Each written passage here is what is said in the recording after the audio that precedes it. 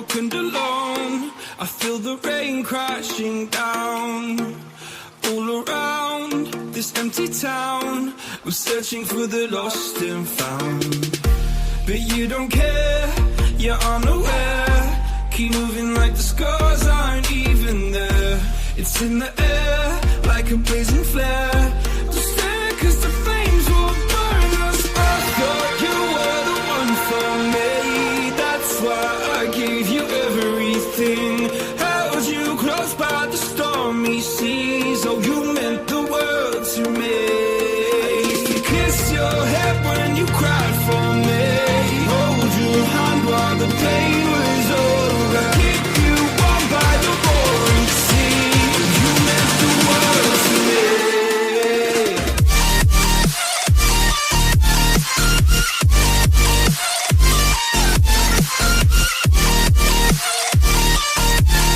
Oh, you meant the world to me.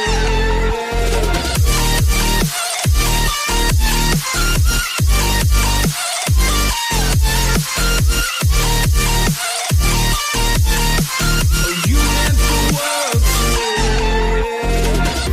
My darling dear, you're never here. When I'm in pain, you hide and disappear. Like shadows in the atmosphere, charting the stratosphere.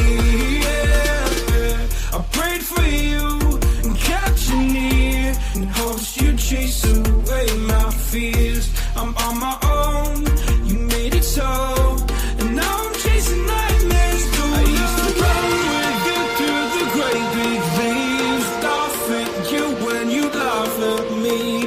Hope for us because I believe the home was just you and me. I thought you were the one for me.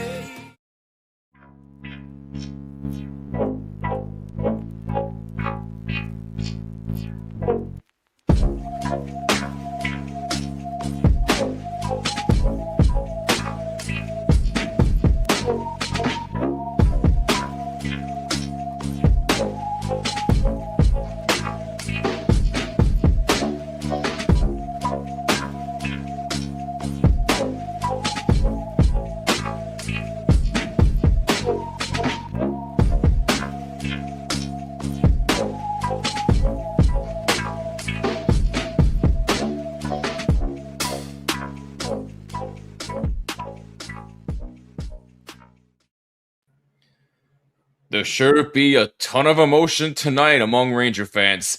A very pleasant good morning, afternoon, or evening, wherever you may be watching from.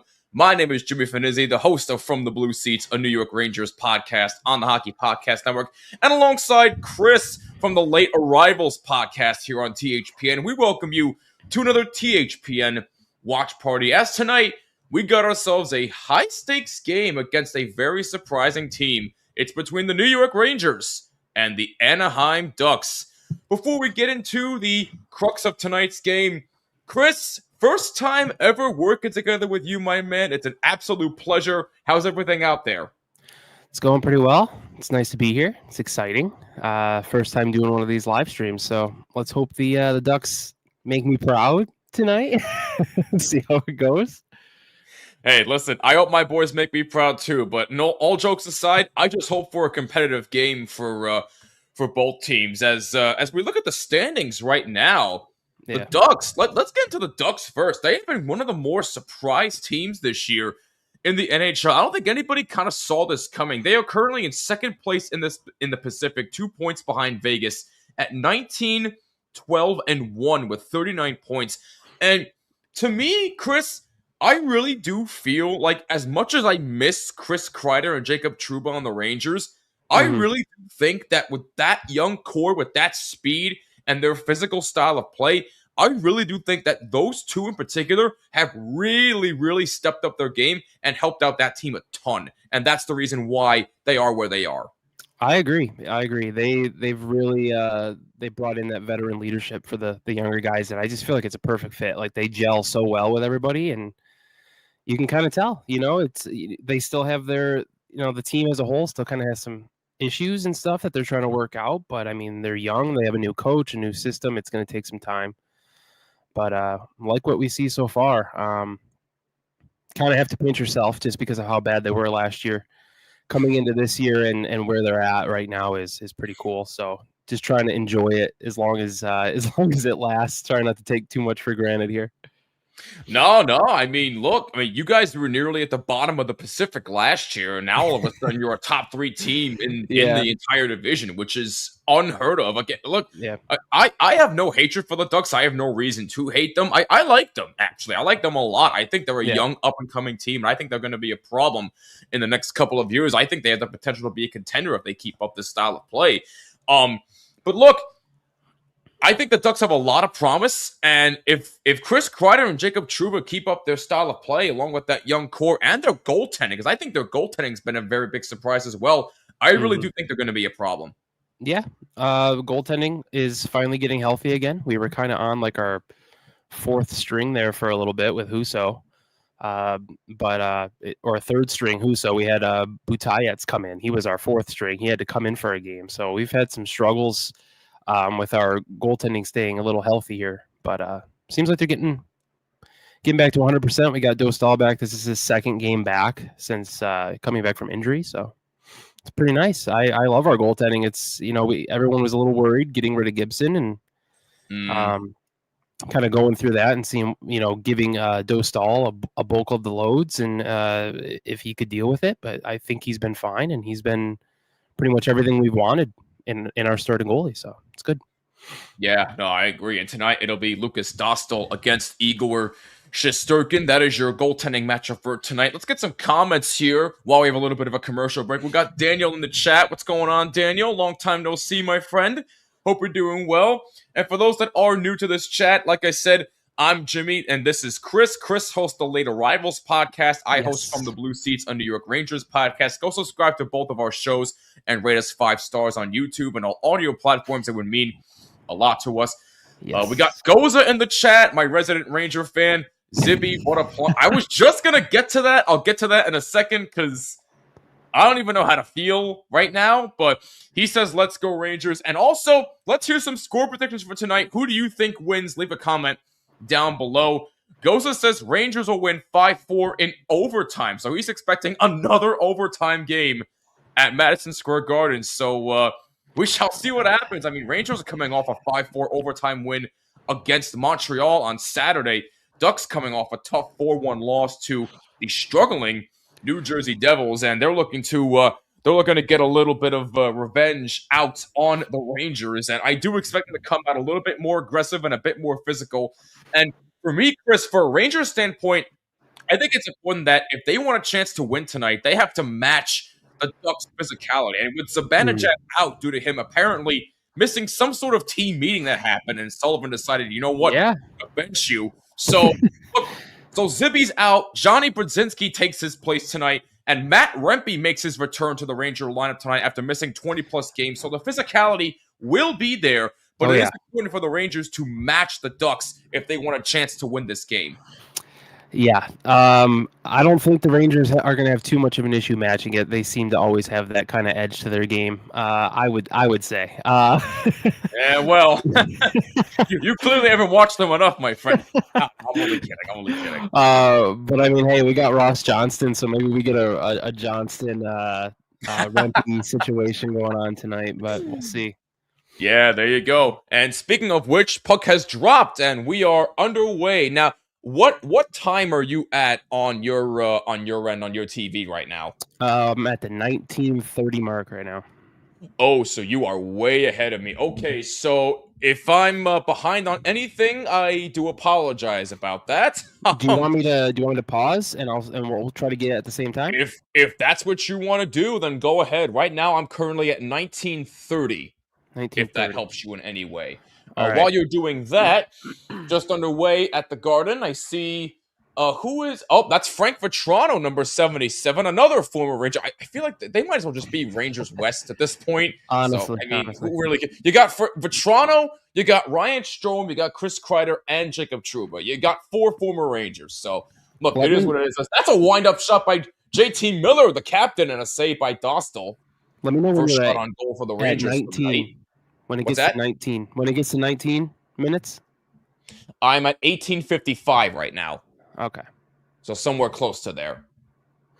All right, I should be about around the same time as you. 1847? 1850. All right, hey, close enough. Close enough. Close That's enough. fine with me. I do not care. As long as we are on the same page, that's fine with me, my friend. And there's a shot saved by Shesterkin as the Rangers try to clear it out, as number 24 of the blue shirts able to dump it in the zone, and both teams able to make a line change. Jared says Ducks will win 4-3, so a lot of one-goal game predictions so far here tonight. What's going on, hockey? Long time no chat. Hope you're doing well. What are your thoughts on the Quinn Hughes trade? And I'm wearing my Ducks game. We'll have thoughts on the Quinn Hughes trade later on, probably in first intermission, because we'll have more time to break that down. So stay tuned for that. But boy, oh boy, that was some trade. Out of all teams, I did not expect them to go to the Wild. Of all teams, I mean, that's just whew. That was a bit surprising. Yeah, that was a bit surprising. But we'll get more into that in a little bit.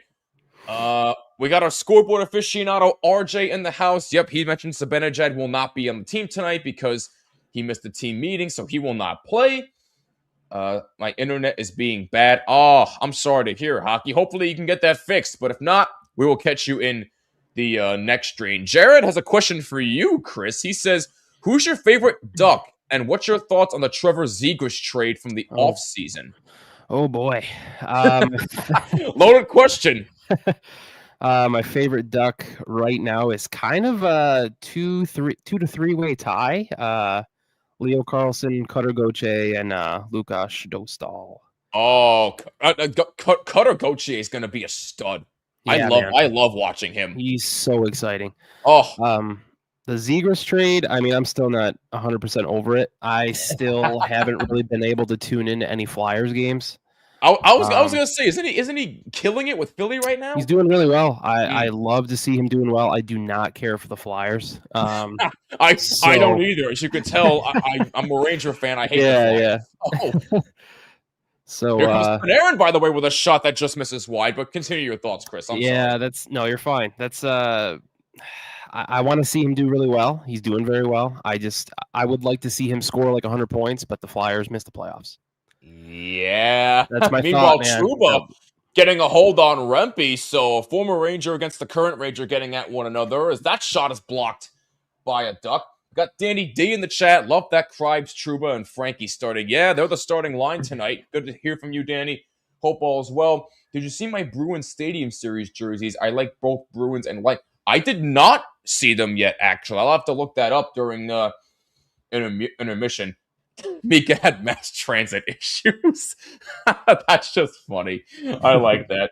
Both jerseys suck, Jared. Oh my god. If they're that bad, should I even bother looking them up then? Probably not. RJ said, Bills' new stunning $2.1 billion stadium catches on fire? Oh my god. They can't catch a break there in Buffalo. My goodness. Yeah, I did hear something about that. I didn't see it, but I heard about it. Ugh. That's brutal. Ouch. That's deflected in the Rangers zone, so no icing on Anaheim here. About 4 minutes in, first period. No score. Rangers and the Ducks. As the Ducks move into the zone. Remind me, who wears 91 on your team? That's Leo Carlson. Leo Carlson. Okay, thank you. Yep. Jared wants me to look it up on commercial. Okay, all right. if they are that bad, then I don't see a point. But for you, Jared, I will look it up. So far, not really a lot happening, as that's a shot looking for a deflection from Trouba, and that missed wide. Here's Brett Berard, number 65 on the Rangers, moving in the zone. That's poked back out to center. You got to imagine that at some point during the first commercial break, they're going to give good old Chris Kreider a video tribute, and I think he deserves it. You know, he deserves at least that. He deserves a standing ovation, because think about what he did in his 13 years as a Ranger. He's tied for the most power play goals in franchise history, leads in almost every other statistical category, and he didn't win a cup here, but he has provided a lot of great signature moments for this team. As we got a penalty coming up here against the Ducks, and hate to break it to you, but it looks like it's Jacob Trouba going off. It looks like in a boarding call, I think. Was it boarding? I think it looked like it for a second. I didn't see It looked like a boarding penalty, but let's see. Lafreniere in the corner. Oh, no, probably just interference, looks like. But Interesting. I mean, I'll be honest with you, Chris. I'm not so sure that's even a penalty. Yeah, I'm not really sure what the problem was. Yeah, I mean that looked clean to me. I don't know. I mean, everybody's still ragging on Trouba. They called it a trip. That did not look like a trip. But okay, I'll play along. Sure. But either way, Rangers are given a gift, a power play, and it's immediately taken away by the Ducks, and they're able to get it out as far as center. Rangers have to regroup.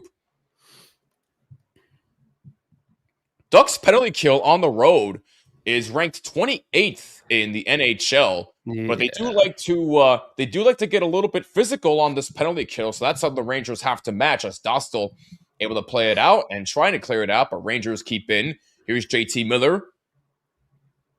Back out for Panarin, and a bad angle shot, puck loose in front, and it's taken away by 25 of the Ducks, and he's able to clear it out. Ryan Poehling, nicely done. Shots are 4-2 in favor of Anaheim. 13:55 remaining in the first period from MSG. No score. Ducks trying to move in shorthanded.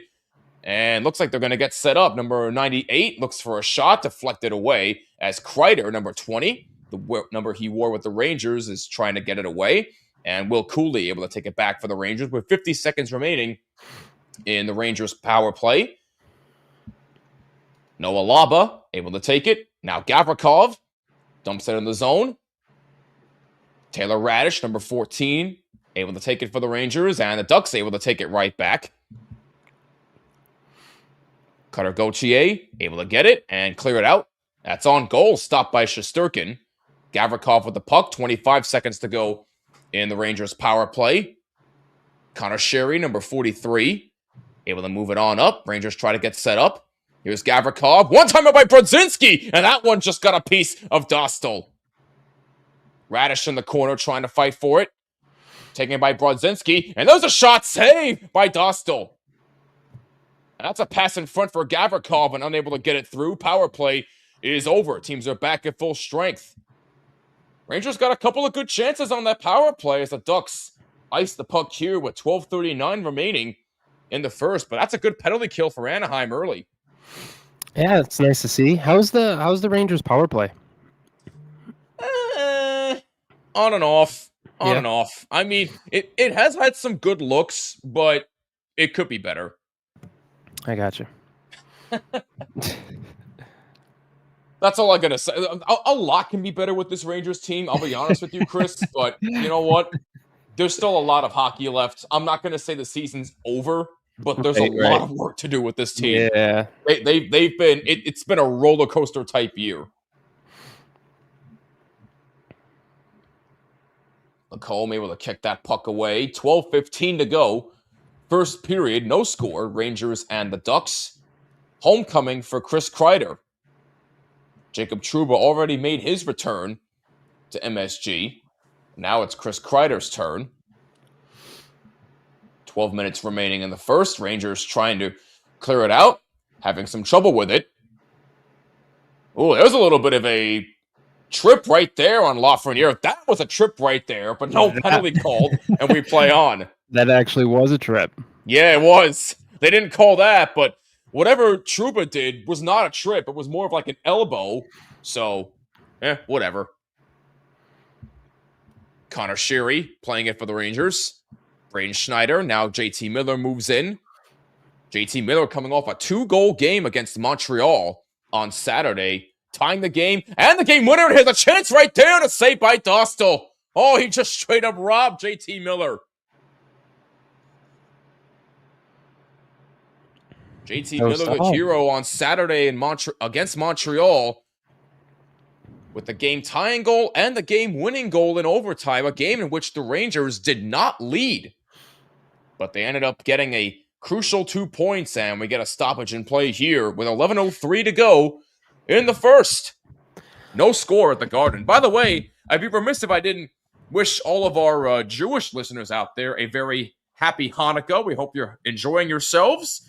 and we hope you have a wonderful holiday season. And then next week is already. How do we get to the point where next week is already Christmas? Jeez, Where the hell did this year go? couldn't tell you. It went by so fast. It really did. I'm trying to live in the moment as much as possible because I like this time of year, and it's much cooler over here in Phoenix. I'm in Phoenix, Arizona, by the way, for people who are Okay. not familiar with the Late Arrivals podcast. I'm in Phoenix. The rest of the guys are all in Orange County. I'm the only one out of state. But it's a lot cooler here now, and it's nice. It's hoodie Wait, weather. so you're in Phoenix and you're a Ducks fan. How'd that happen? I'll make it even weirder. I was born and raised in Buffalo, New York, and I've been a Ducks fan since I was like 4 years old. So, yeah, man. Wow. Okay. My whole family, they're all into the Sabres and stuff, and I'm like, you know what? I grew up with the Mighty Ducks movies. Found out they're a real team when I was like 4 or 5. I'm like, that's my team. I love those movies. Yeah, been a fan ever since. So I love it. We got a few other games going on in the NHL right now. Panthers in Tampa Bay taking on the Lightning. They already have a 2-0 lead over Tampa Bay. Reinhart scoring shorthanded and Anton Lundell scoring his 10th of the year. And we can see Chris Kreider getting the tribute he deserves as he skates around the ice. Fans giving him a standing ovation and well-deserved. yeah, that's nice. You'll love to see it. Chris Kreider getting a little emotional. Ranger faithful. Standing ovation for Chris Kreider. And again, it's well-deserved. What he did for this franchise really is... He will go down as one of the great Rangers to not win. I mean, it might be a bit of a stretch, but he did so much for this team. He really did. And, even though he didn't win a cup, I could see his name being in the rafters one day. That'd be really cool. I'm looking for some tears. Don't see any yet. He's doing a good job hiding it. No tears there, just all smiles for Chris Kreider.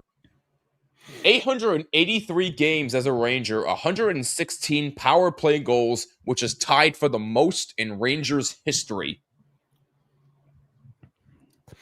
It's insane, man. It really is. We'll get into more updates around the NHL in a little bit. Meanwhile, shots are 5 apiece for each team in this current iteration of each team. No score with 11 minutes remaining in the first period, as the Ducks are able to get it out to center, but Schneider is able to play for the Rangers. Dostal thought about playing it, but it goes out of play. 10:52 remaining in the first period.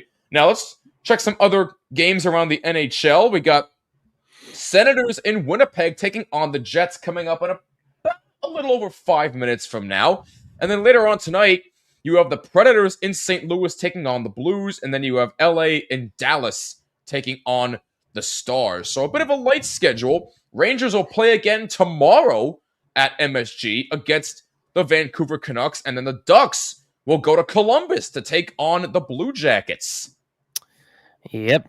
Ducks with back-to-backs tonight and tomorrow, and then they have a few days off, and they do back-to-backs again Friday, Saturday. So all in the same week? Oh, wow. Okay. Yeah, weird schedule.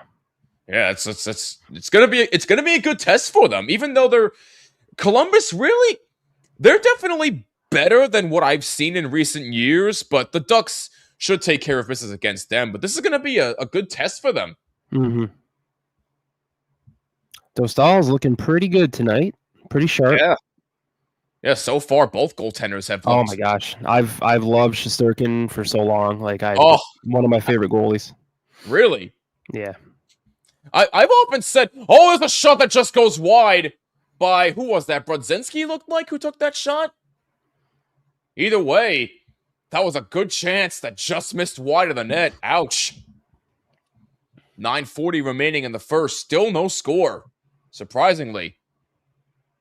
Moore, number 74, trying to fight for it for Anaheim. And there's a shot and a save by Dostal, and he holds it, and we got a little bit of pushing and shoving between Rempe and Johnston. There you go, Rempe Johnston.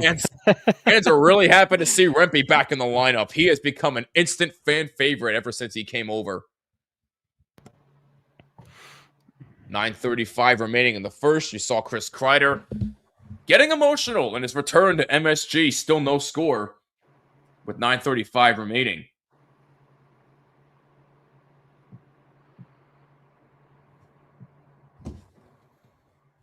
So now, I meant to ask you before, Chris, how did the idea of the Late Arrivals podcast come about?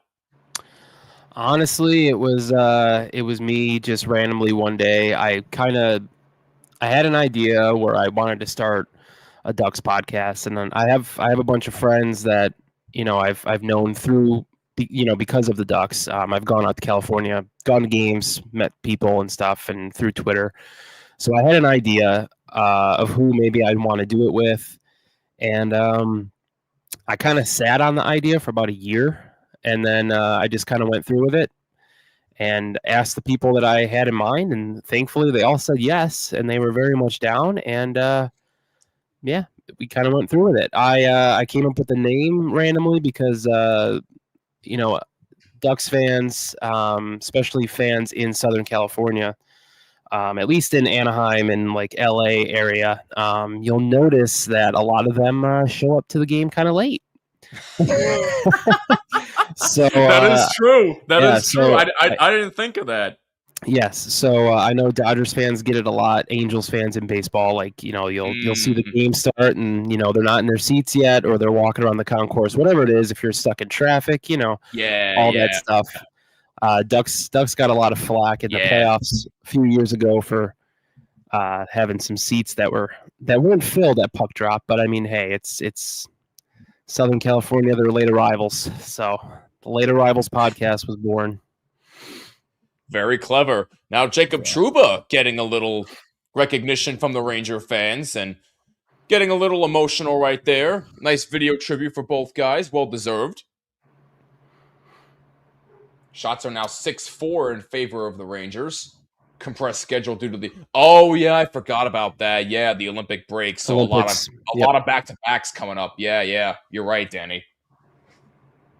I'm really excited for the Olympic break. Although I did hear something about the rink in Milan is not looking that great all of a sudden. So I'm not sure what's going to happen there. But I don't know what they're doing over there. What's that? I don't know what they're doing over there in Italy, man. Like it's not finished. And even if they said it could get finished like 3 days before the first game.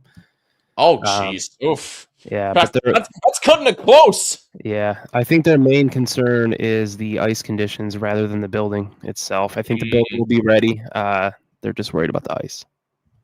Yeah, no, that part I understand. Let's just hope they can fix it soon.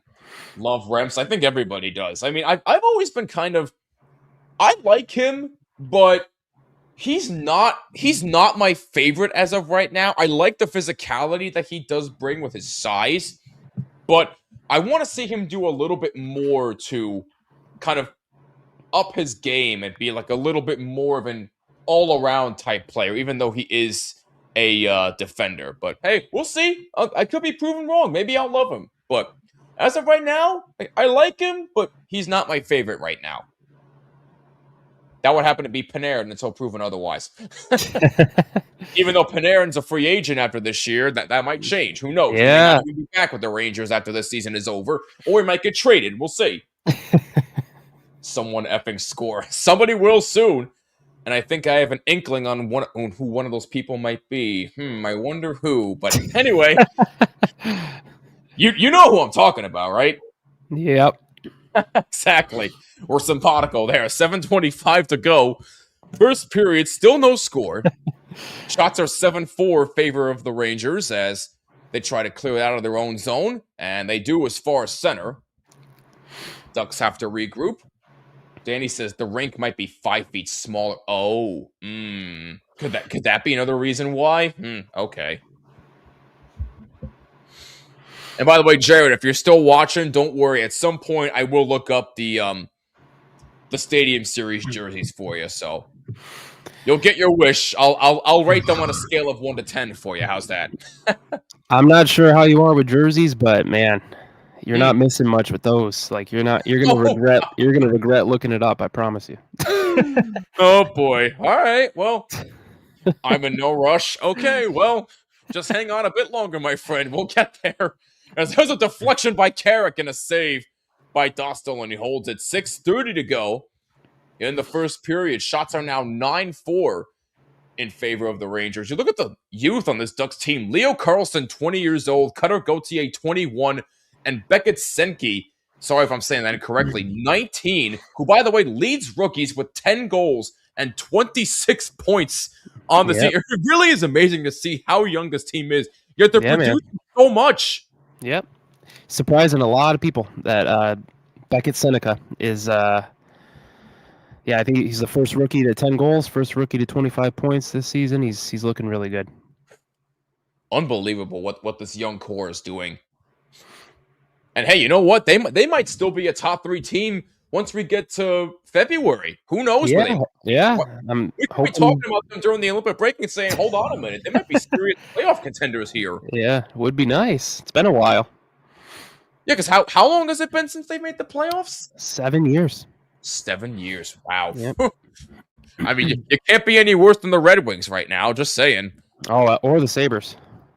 True. Well, I just feel bad for Sabre fans. I really do. I mean, Trouba had that deflected and a save by Shesterkin. He had to make 2 saves. Trouba almost banked one in. My goodness.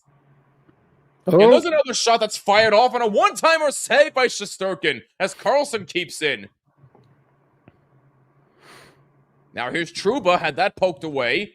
And Sherry able to get that out as far as center. Ducks coming up close on a couple of chances there, Chris. Some nice pressure there, finally. Nice sustained offensive pressure there for a little while.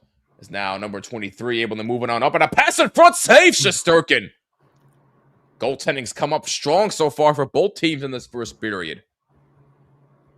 Trocheck dumps it in the zone. Moore battling with Lafreniere. Now Trocheck in the corner. 23 is McTavish, right? Mason McTavish? Yes. Another young kid I love watching. And that puck came out of the zone. Rangers are offside. 4:54 to go. First period. Rangers and Ducks still no score. I just want to see your face when you see it. What's that? That team's going to be hard to beat versus the Avs. I'm not so sure. The Avs are just running away with the West right now in the entire league. So Jesus. I don't think anybody's stopping them right now. It's ridiculous what they're doing. Would I get a Cutter jersey? 100%. I have already thought about it. Cutter Leo for sure. I'm a big goalie guy, so I don't know. I might want to get Dostal first. Oh, okay. Who do you have? What Ducks jerseys do you have currently? Right now, I'm not one to really get names lately. Okay. Especially during this rebuild, I haven't bought any jerseys that have names. I get blanks, dude. I'm kind of surprised at that. Yeah, I have a Solani one from back in the day. That's about it. Just the Solani one is really the only one I have. Wow. Okay. By the way, what about you? I don't know if I looked this up properly. I don't mean to cut you off, Chris. I'm sorry, but no, you're good. Are these? I don't know if you can see it properly in the light here, but is the Stadium Series jersey that you're describing a bright yellow with the Bear logo on it? Is that Boston? What you're describing it as? What's that? Does it say Boston on the front? It says Boston in big letters and then Bruins with the Bear on it. Yeah, that's the one. Yeah, it's okay. I mean, I've seen worse jerseys, but it's not awful in my opinion. But it could be better. Yeah, the Lightning one, not great. Yeah, that's the other one I gotta look up. But yeah. I'll look that up. I'll look that up during the next commercial break here. As you see, Kreider and Lafreniere in the face-off circle as opposing teammates. How weird is that? Oh, my goodness. Well, this game's certainly getting a lot of attention as you see the replay here of Johnston and Rempe going at it earlier. How much you want to bet that Rempe's probably going to get in a fight tonight in his first game back? Yeah, that wouldn't surprise me. Ross Johnston's the perfect guy for him to I was going to say probably against Johnston. Yeah, perfect guy to ask. Johnson's a bit of a scrap, right? I think they can take each other. Yeah. Rempe's a big boy, though. Yeah, yes, he is. Yes, he is. But don't mistake Johnson's toughness, though. He is one tough customer. So Yeah. if anybody can take on Rempe, I think it would be him.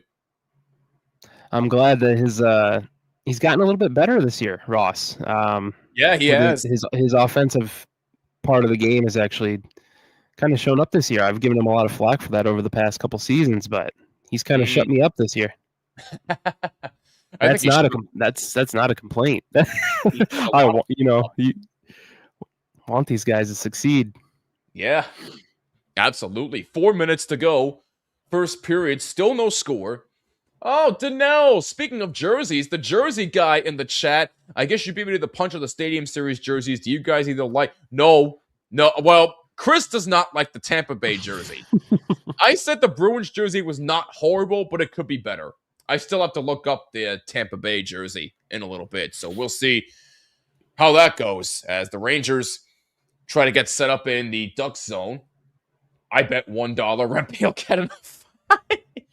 Well, I mean, even if you do lose, I mean, it's only $1, so who knows? Danny says you have a Corey Perry jersey from all the teams he's played on. Oof, I would not be able to own a Dallas Stars jersey. I'm sorry. Couldn't do it. God bless Corey Perry, though. I mean, he did win a cup with Anaheim. I get it, but I mean, it's hard seeing him in 5 straight Stanley Cup Finals. I mean, right. I feel bad for that man. Right. I'm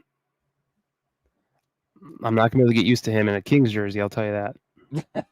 Dude, that's terrible. That's nightmare. I forgot he was with the Kings now. Yeah, I keep whenever I see it, I can't really look away. It's just do the Ducks play the Kings anytime soon?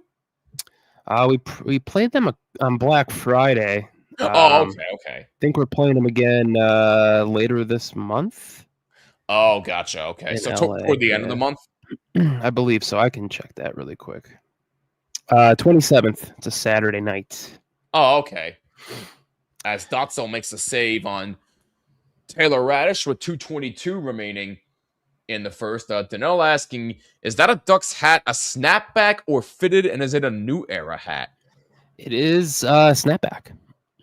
It is a snapback. Yeah, and it is new era. Yeah. With the Mighty Ducks logo, I like it. It suits you. It's very nice. I remember Ryan Reeves took on Matt. Oh my god, I do too. Oh my goodness.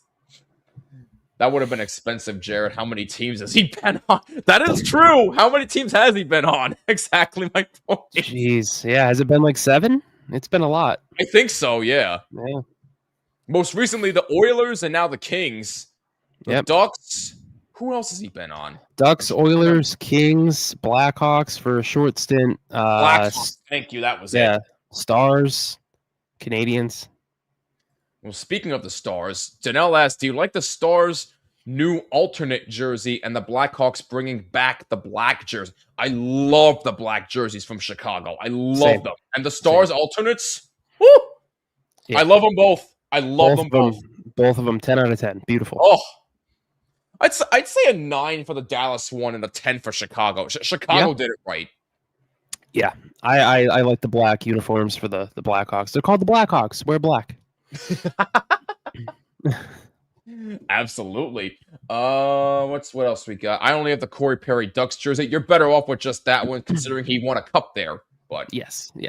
RJ Keep that says, one safe Bobby forever. Rousseau, a 4-time Stanley Cup champion with the Montreal Canadiens, died Saturday at the hospital, age 85. Oh, God bless his soul, and God bless his family and his loved ones. You hate to hear about that. You hate to hear about it. Stars, Canadians, Tampa, Chicago, Edmonton. He's catching up to Yager with the amount of teams he's on. Man. Right. Oh, that's a great idea. We need to start the traveling Perrys. That would be outstanding. I would happily. That would be such great television. I would happily join you if someone wanted to do that. How many teams does Corey Perry have left to catch up to Jaromir Jagr? By the way, we got a trivia question for tonight. JT Miller scored a second overtime goal this season Saturday versus Montreal. Who was the last Ranger with more overtime goals in a season? That's a very good question, actually. Leave your guesses in the comments below if you have a guess. The only Ranger to have more overtime goals in a season than JT Miller. That's a really good question. Jared says Corey Perry needs to play on the Bruins. Oh God, can we not? Can we not? I hate to say it, but he'd probably be like the perfect Bruin. I just think He he'd would, fit in. but I would hate to see it. Yeah. Considering I'm a New York fan, I don't like Boston either. Well, not as much as I dislike Philly, but even still, no. As a Ranger fan, I don't want to see that. No. 30 seconds to go in the first. Shots are 10-9 in favor of the Rangers. Here comes Gavrikov shooting that one in the corner. Berard playing it behind the net for Brzezinski. Back for Berard. Rangers get set up. Here comes Schneider. Now Gavrikov plays it around for Brzezinski behind the net. Now Berard. Turnaround shot. And that may have gotten a slight piece of Dostal and it went off the side of the net as well. Brzezinski plays it around. Berard under some pressure. Taken away by Anaheim. Taken back by Brzezinski. Here's Gavrikov, a shot looking for a deflection by Brzezinski. And that misses wide. And that's it for the first period. Plenty of action as far as chances are concerned, but no score between the Rangers and the Ducks. So not really eventful as far as goals are concerned, but you know what? Both teams got their chances, and the goalies have been the story so far in this game. Oh, yeah. Love what I'm seeing from both goalies. It's always, you want goals. You want to see a lot of goals, but I really like when both goalies are having a good time out there, standing strong. Looks good. Yeah, no, absolutely. Let's catch up on some more comments here before we take a break. Jared says, I want to get a Mikko, Rantanen, and Stars alternate, and I want a Bedard. You know what? I'd buy a Bedard black jersey in a second. In a second. Those are nice, man. Those are so nice. Danny D is a guest of the trivia question. Oh, Zook. Oh, another Ranger I miss. Matt Zuccarello. That's probably a good guess, yeah. Again, the trivia question, in case you're just tuning in, is who's the only Ranger to score more overtime goals in a season? JT Miller is coming off an overtime winner against Montreal, so that's why the question was brought up. Who's the only Ranger with more overtime goals in a season? Zuka's a good guess, though, man. Ooh, I would have never have guessed him. I totally forgot about that. He came up real clutch when he was a Ranger. Yeah. Off the top of your head, who would you guess, you think? Is there someone that sticks out to you that you could count on in overtime? Well, Zook is up there. Yeah. Man, in my, almost 12, 13 years of watching this team, who comes up? I started watching the team in 2012. Okay. Gosh. Who's been the most clutch player? Oh, you know what? Rick Nash. Rick Nash got a couple of overtime winners.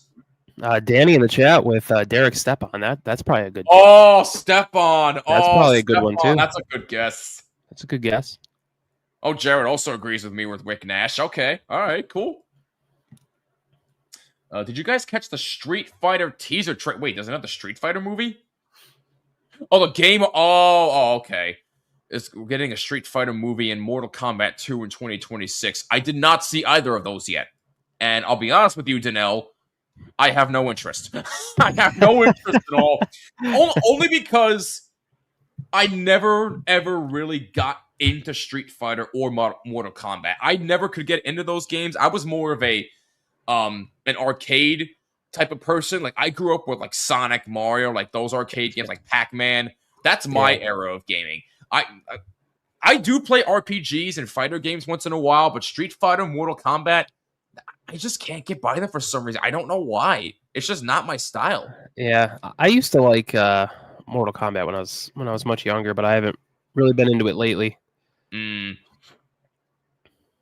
Whatever. It is what it is. Jared's official guess is gonna be Rick Nash. Danny D says Stepan, and Jared says now the Avs are bringing back the old school blue jersey. Oh, thank God they're bringing them back. I love those jerseys. Which ones? The old school blue jerseys for the Avs. I think from when they first came in the league. Okay. And speaking of which, since I know you're anxiously waiting, Jared, let me now look up the Tampa Bay Stadium Series jersey, because I know you desperately want to see my reaction. Let's see. Man, oh man. Oh boy, yeah, that's the big TBL letters. Yeah. No, that's not good. That's I not like good the at all. I like the light blue that they are Oh using. yeah, no, that's the only but redeeming quality about it.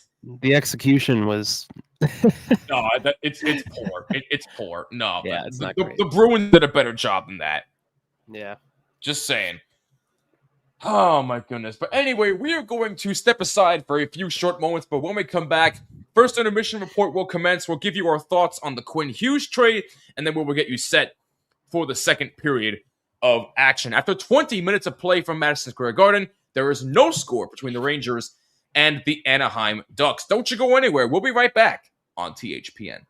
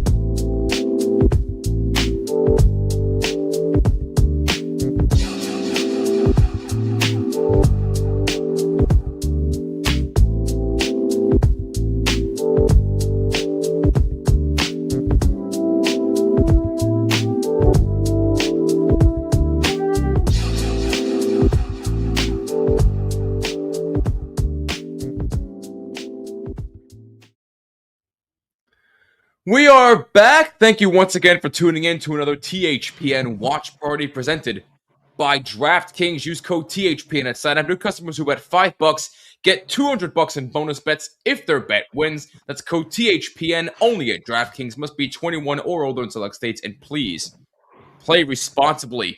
After 20 minutes of play for Madison Square Garden, there is no score between the Rangers and the Anaheim Ducks. And Chris, so far, you gotta like what you see from both teams. The physical play is there, the chances are there, but the goaltenders have been the star. Only one penalty, penalty so far in the game. I didn't think it was a penalty, but Yeah. nonetheless, Rangers are 0 for 1 on the power play, and you gotta hope both teams keep up this style of play in the second period. Yeah, I hope the Ducks can kind of come out and maybe take a little bit more control in the second period. Felt like the first period was a little more Rangers heavy there. Ducks kind of playing a little too much defense, but see how it goes. Hopefully they can kind of get some more shots on net, get some more looks at Shesterkin, because he's not an easy goalie to beat. So you're not just gonna be able to beat him. You know, you got to get people in front of him. You got to get some traffic and put a lot of pressure on him, because he is a very, very good goaltender. Yeah, I mean, even though Shesterkin has not had a Shesterkin type season in my eyes and a lot of fans' eyes, Yeah. I still think that he is the least of the Rangers' problems right now. He's still been keeping his teams in games. It's not like it's not his fault that his defense is lackluster. They can't generate traffic. They can't block shots. So I really don't know what more you can ask out of Igor. I thought he's looked good. Dostos looked very good. So you just hope you just can't rely too much on the goaltending. Otherwise, it's going to be an issue for both teams. Yeah.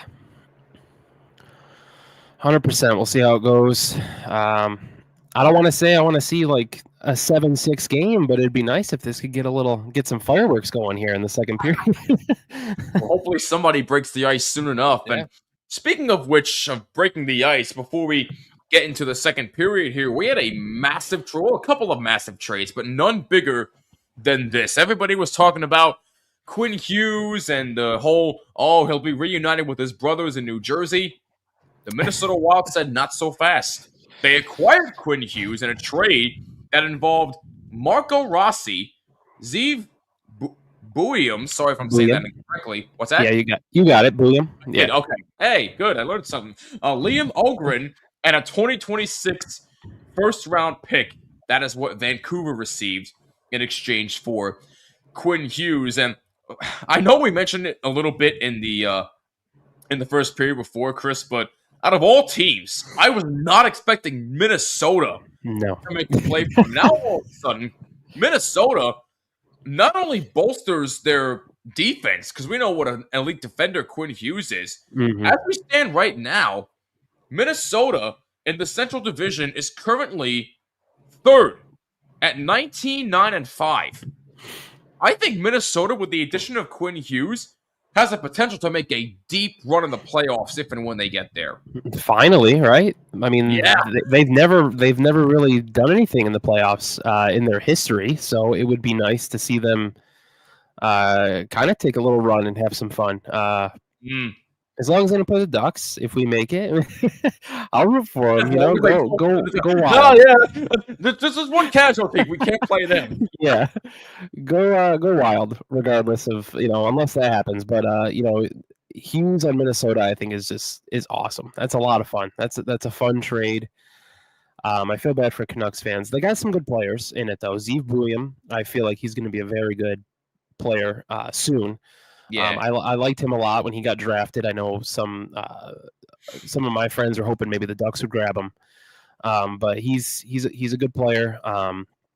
But yeah, you can't replace that Hughes level on defense. Like you just can't do it. You don't find those players too often. So yeah, Minnesota, that's fun. I'm excited for them. I would love to see them go on a nice little run and maybe give the Avalanche a run for their money in that division. God, if only. I mean, Avs fans are doing a happy dance right now with how well their team's doing. But if Minnesota can give them a run for their money with Quinn Hughes, watch out. I mean, let me put to you this way, just hypothetically speaking. Let's just say that Minnesota plays Colorado in the playoffs. Right. Right now that you can't see that series going 7, I could. Yeah, I could see it going 7 easily. Mm. Especially with there's still to me there's still question marks with the Avalanche goaltending. They're playing well right now. They're playing really well right now, but I just when it gets to the playoffs, I don't know. And then Minnesota with Volstead playing really well. That would be an awesome series. I could definitely see it going 7. I would be sat every single game for that series. That would be so much fun.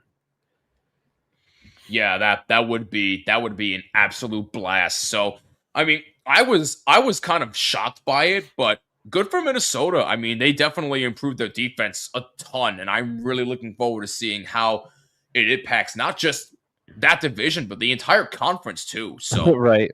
we shall see. And we also got a little bit of interesting news on the Rangers side of things, as we mentioned before.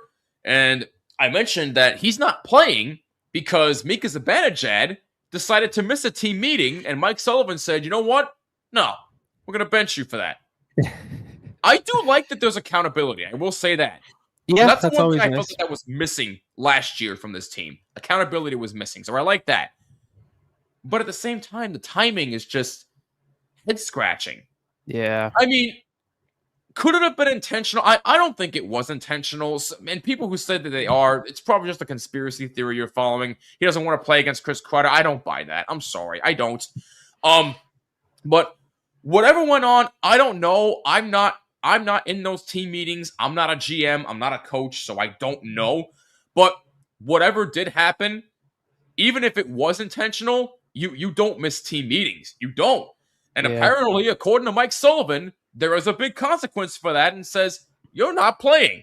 So he'll be available tomorrow against Vancouver. So hopefully he'll learn his lesson. But I just found that to be very, very bizarre. And at first I thought it was AI. I didn't believe it at first. But when I found out it was true, I said, wait, what? Yeah, that's wild. That's wild. But it is nice to see, at least as an outsider, looking into that it doesn't matter who it is on the team. Rookie, veteran, doesn't matter. You have that accountability. So, like you said, it is nice to see that. I mean, granted, Zibanejad did take full responsibility for it too, and I commend him for that. You got to take responsibility. It's a team meeting. Again, you don't miss those. Yeah. So, look, it is what it is. It happened. We learned from it. We move on. And we also move on to the second period. Puck is dropped and we're underway. What do you want to see more of from the Ducks here in the second period, Chris? Pressure. Some more pressure. Some more offensive zone time. Maybe a power play. I mean, our power play isn't too great, but maybe a power play. Yeah, because what's their power play rank right now in the league? Oh, my goodness. I can check that really quick. It's not great. Yeah, no. Take your time. Yeah, it's not great, man. I know they went a while there without scoring one for a few games, and it's just it hasn't been working well lately. Hey, same with my team, so we're even in that department. Yeah. Early chance by Braden Schneider and a good save by Dostal there, just about 33 seconds into the second period. Shots are 10-9 in favor of the Rangers. Ryan Strome, by the way, for the Ducks this season so far in 14 games. Bit of a slow start for Ryan Strome. 1 goal, 4 assists, 5 points. And you got to hope that he's another veteran guy, but he's got to pick up the pace a little bit here. Yeah, and you can tell when he got back in the lineup, he was a little slow to start. He did get healthy scratched one night because of it. So see if you can pick it up. Ducks power play percentage, by the way, 17.9. Oof. And that'll get them at 22 in the league. They're number 22. Okay, all right. Not the best, but no, but it's probably better than us.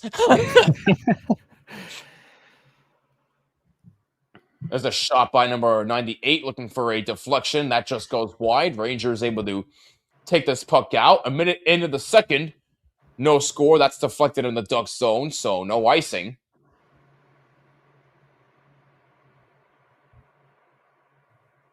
Gudis able to dump it in the zone. Another reminder, too, Rangers do not have Adam Fox for the time being. He is out with a shoulder injury.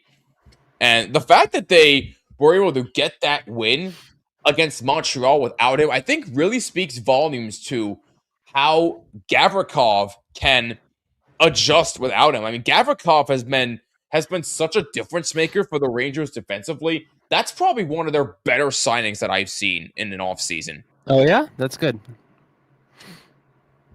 You say that like you sound so dejected. Like No. You wish you had somebody like that.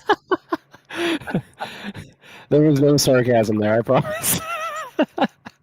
Yeah, sure. Okay. No, I'm only kidding, man. I'm only kidding. 2 minutes in, second period, no score. Here's Matthew Robertson, number 29, shooting and a save by Dostal, and he holds it. May have juggled with the puck a little bit, but good chance for the young rookie, Matthew Robertson. Oh, Andrew in the chat. What's up, man? Sorry I am late. Speaking of late arrivals, good to see you, bro. Will you be on again before the holiday? Yes, actually. I believe my next game will be Tuesday, December 23rd, Rangers versus Capitals. So Nice. Tune in for that one. That'll be a 7 p.m. Eastern Time puck drop. So I'll be live for that just before Christmas hits. That'll be a fun one. But then the downside of that is I have to be up at 5 a.m. for work the next morning. So that's going to be a story of my sleep schedule. Is that one in New York? I got to work early, so at least that's good. good. I have that going for me. So it is what it is. Is that game in New York or DC? I believe this one is in New York because they play them again on New Year's Eve in Washington, I believe. Okay. And it's a matinee game. Oh, gotcha. I gotta double check that, but I'm pretty sure it's at home. So I shall double check that for you in a bit.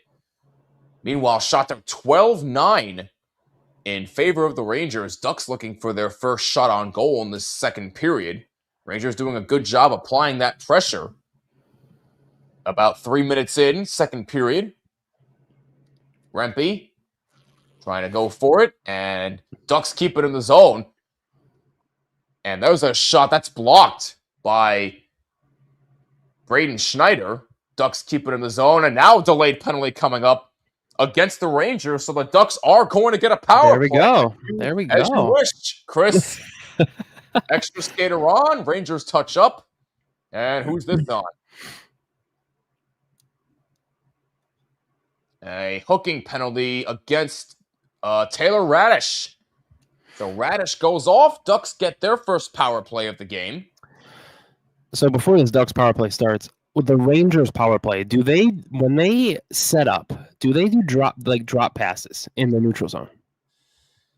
They have a tendency to do that, yes. I don't know why that's such a thing around the league, because I know the Ducks do it. I don't get it either. I don't get it. I don't get it. It bothers me so much. It probably bothers me more than it should. Yeah. But like I see it happen, I'm like, this is stupid. And like it's just like the defending team gets a chance to set up at the blue line, and you're coming in late. Like I don't get it. I don't like the drop passing, but I also don't get paid to tell these guys what to do. So yeah, exactly.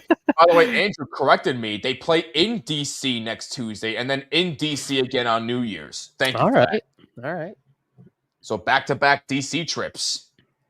Danny said, if you're late for the chat, you'll be a healthy scratch tomorrow. Hey, man, that's the Rangers thing. Late Arrivals podcast. We welcome all late arrivals here. We welcome all late arrivals. I'm just having fun with it. I'm sorry. It's just too funny. Oh, yeah, I forgot about this news. Buffalo Sabres fired Kevin Adams after 6 seasons. It's about time. I mean, that was expected, but why now? You couldn't have done that last year or Right. 2 years ago? Right. I don't know. It's just weird timing, but it had to be done. I could go on a whole thing about the Sabres. They frustrate me, and sure. I'm not even a fan. I mean, you're from Buffalo, so Yeah. it only makes sense, right? Yeah. I don't know, man. It's just Buffalo Sabre fans. I mean, God bless them. I mean, they really do stick with their team. They are loyal over there in Buffalo. Yeah, they really are. No matter how much they suck, they're so loyal. It's not even funny. Yeah, man, it's a big hockey town. Oh, it really, really is. I mean, they at least they got the Bills going for them. The Bills, Right, right. Bills are good every year. They make the playoffs every year. And you know what? I'll tell you what. As there's a shot from a bad angle, saved by Shesterkin, and there's 20 seconds remaining in the Ducks power play here. Rangers doing a good job of penalty killing, and they clear it out. And Rangers trying to move in shorthanded. Here comes Cooley, and he gets hooked, and there's going to be a penalty. Well, there goes the power play. Excellent play by Will Cooley. And we're going to have a 4-on-4 for 11 seconds. Is that hooking on Granlund? Or holding?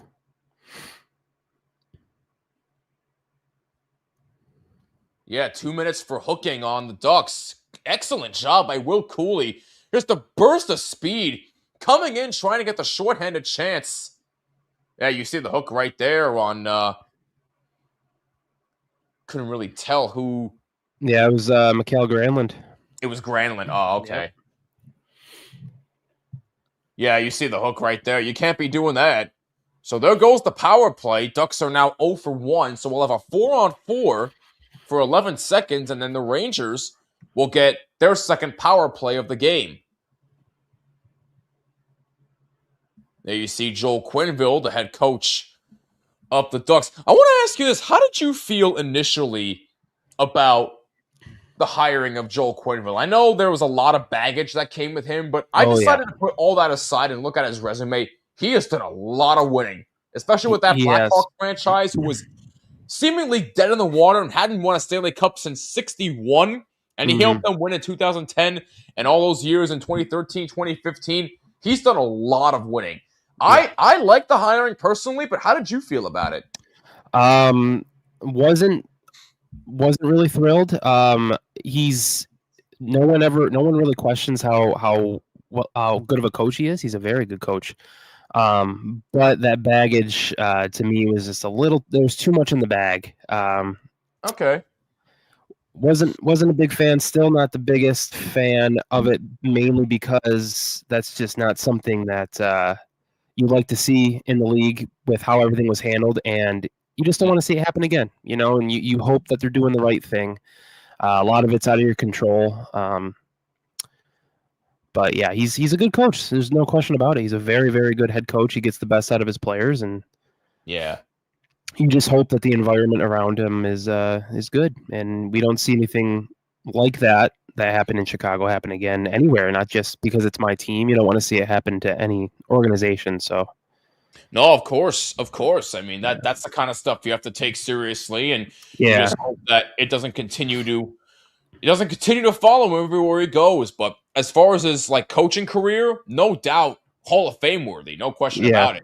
Here's JT Miller. Rangers have a minute left on the power play, and a bad angle shot by Cooley, and a save by Dostal, and he holds it. Rangers have a minute 6 remaining on their power play. They're 0 for 1 with now 2 shots on goal in the last power play. They got a good chance right there. So that's the first shot on goal on this power play. Face off to the left of Dostal. Trocheck and Carlson in the face-off circle, and Carlson wins the draw, and the Ducks are able to take it back out. And now the Ducks will try to clear it out. Almost thought about going in on a shorthanded chance, but the Rangers able to prevent that. Here comes Trocheck. Now JT Miller. And a good pass in front, and that's blocked in front. Alexis Lafreniere with a good shot, but that was blocked in front by a Duck. And now they're able to take it in clear. 38 seconds to go in the Rangers' power play. Played around by Shesterkin. Long pass for JT Miller, who moves up ice as the Rangers try to get set up, but a loose puck is taken and cleared by Anaheim. Shesterkin way out of his crease to try and play it out to center, and the Ducks able to take it and clear it out again. Did you get a little nerve sweats there? Did you get the nerve sweats going on that one? A little bit, but how are we going to stop us from play? Is there a penalty here? Looks like was it holding? Let's see. Too many men on the ice. On who? On the Ducks, looks like. Is it on Anaheim? I didn't even see. Let's see. 1, 2, 3, 4, 5. Where? 1, 2, 3, 4, 5. Oh, was it when somebody stepped onto the? Oh, I Yeah. see. Okay, I see. So Oh, as soon boy. as somebody else stepped on the ice with their skate, they immediately called it. Got it. Yeah, Okay. the puck was at their That feet. was the confusion. Okay, Yeah. so it is on the Ducks. Oof. So not the best situation. 22 seconds of 5-on-3, but if you're the Rangers, you have to take advantage of this opportunity. So a 5-on-3 for 22 seconds as the Rangers get set up. Here comes Panarin. Now Miller, a shot save, rebound, a save by Dostal, may have caught some iron as well. Oh, goodness. Rangers coming close. Yeah, there's a shot saved by Shesterkin, and now a lead-up pass for shorthanded go. transfer comes number 25 of Anaheim. 5-on-3 is over. Shot saved, Shesterkin, rebound, another save, another try, they score! Oh, wow, that was nice. Number 2 of Jackson Anaheim is LaCombe. able to bank it in shorthanded, and the Ducks take a 1-0 lead. Jackson LaCombe, nicely done. Following the puck. Got to follow the play to the crease. That was beautiful. So after killing off the 5-on-3, Anaheim able to score shorthanded as Trocheck, oh my goodness, how in the world do you miss that opportunity? Oof. Well, Poling was able to move in shorthanded on Panarin. Shesterkin made 2 saves, and then LaCombe was able to put it home on the 3rd try, and Anaheim takes a 1-0 lead in the 2nd period.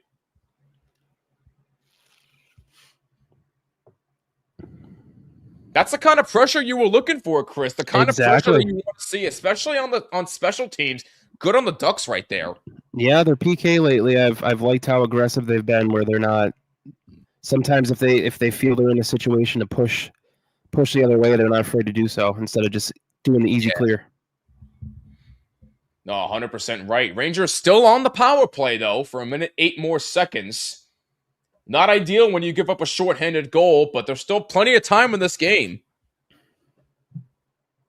So LaCombe, scoring shorthanded, has given Anaheim a 1-0 lead. Laba chasing the puck in the Ducks zone, and it's cleared out. 45 seconds remaining on the power play. And there's my favorite pun from Goza. Edmonton Olive Oilers is back. Oh, yeah, I forgot to mention to you, Chris. Be on the lookout for food puns from Goza right there. He always comes in with food puns. Love it. Love some food puns. Bring the best. You got to bring the best ones to me. Yeah. You heard him, Goza. Get to work. I'm just kidding. 20 seconds to go on the power play for the Rangers. Anaheim has a 1-0 lead on the shorthanded goal by LaCombe. Here comes Panarin. Under some pressure, gets it back to JT Miller. And there's a shot saved by Dostal, and he holds it. Good chance for Will Cooley again.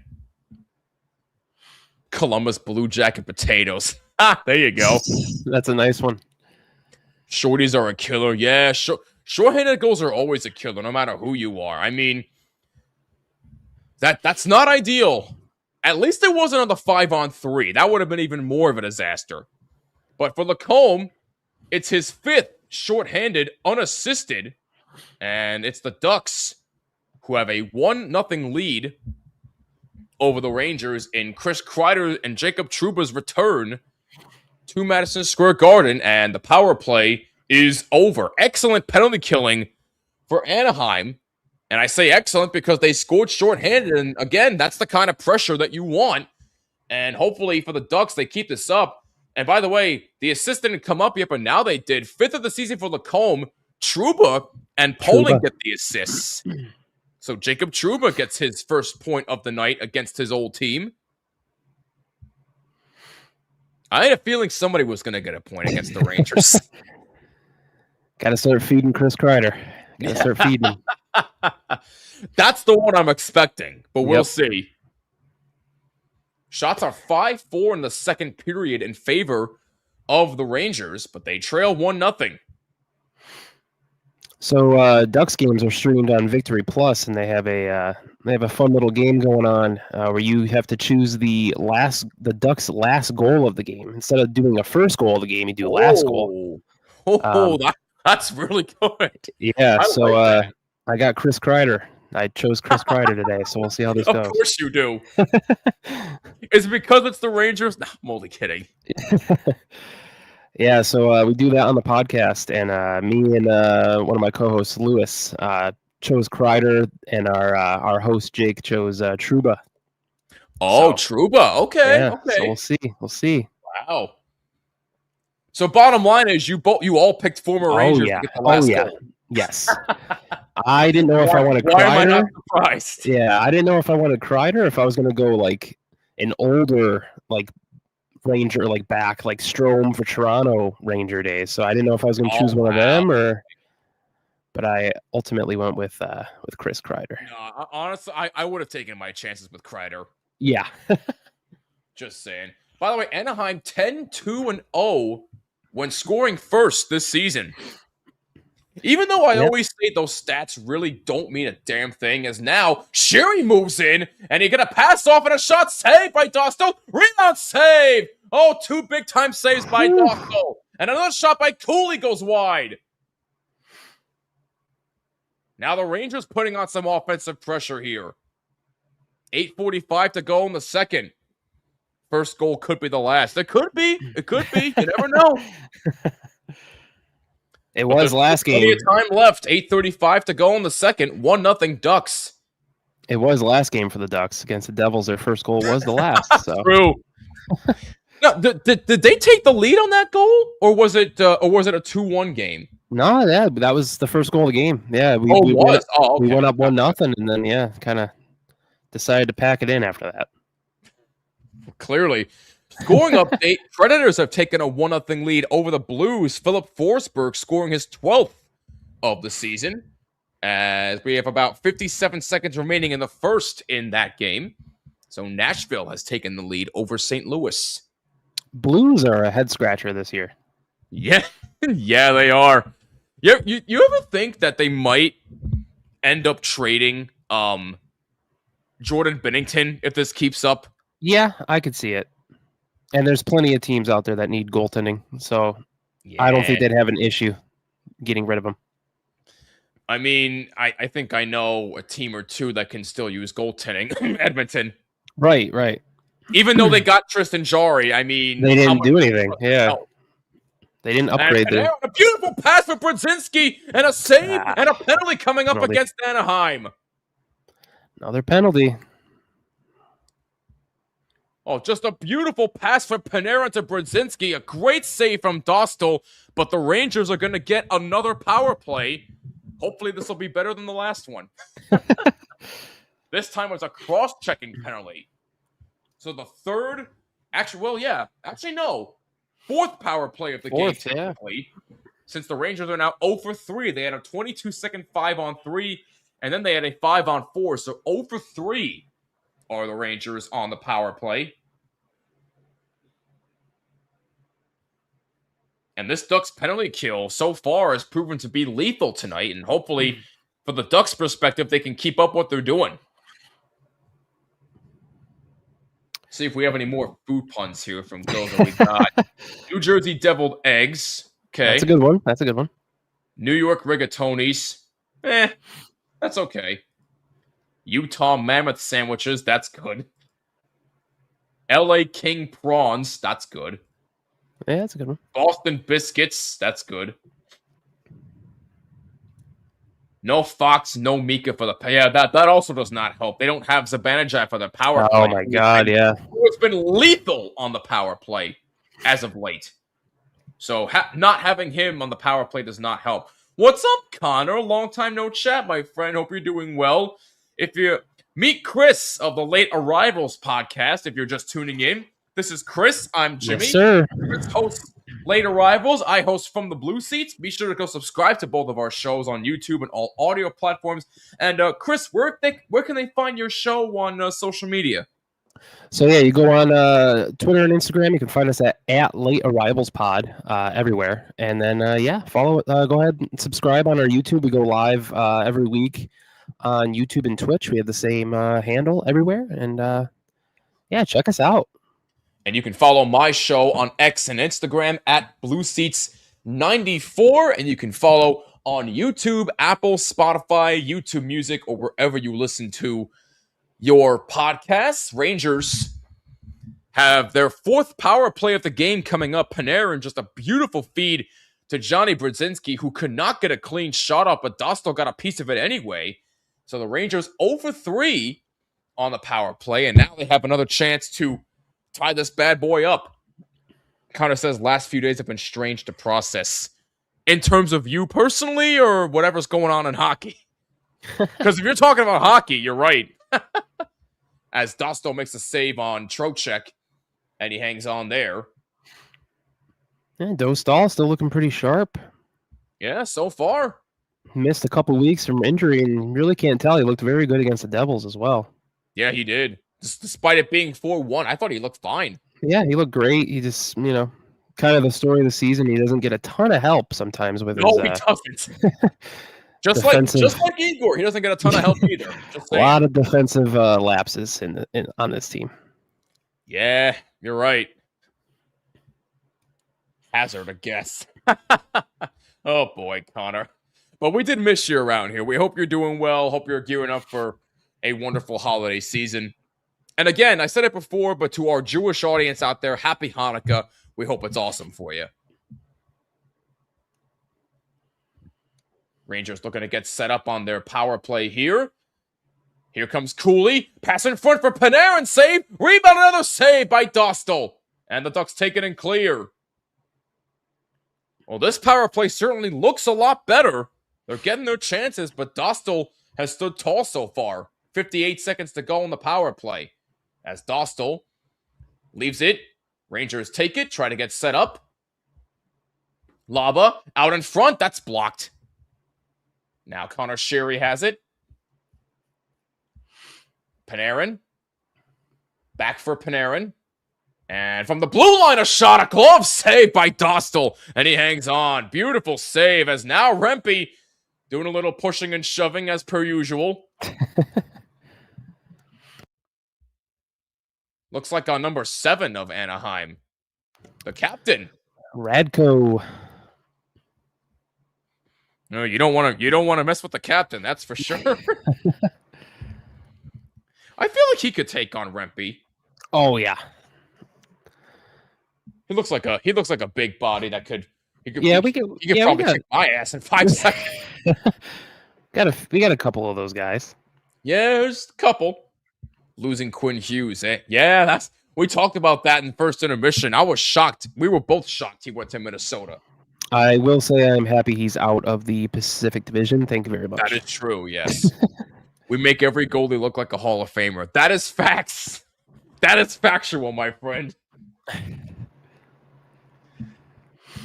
20 seconds to go on the Rangers power play. Shots are 20-15 in favor of the Rangers, but they trail 1-0 thanks to Jackson Lacomb's shorthanded goal, his 5th of the season.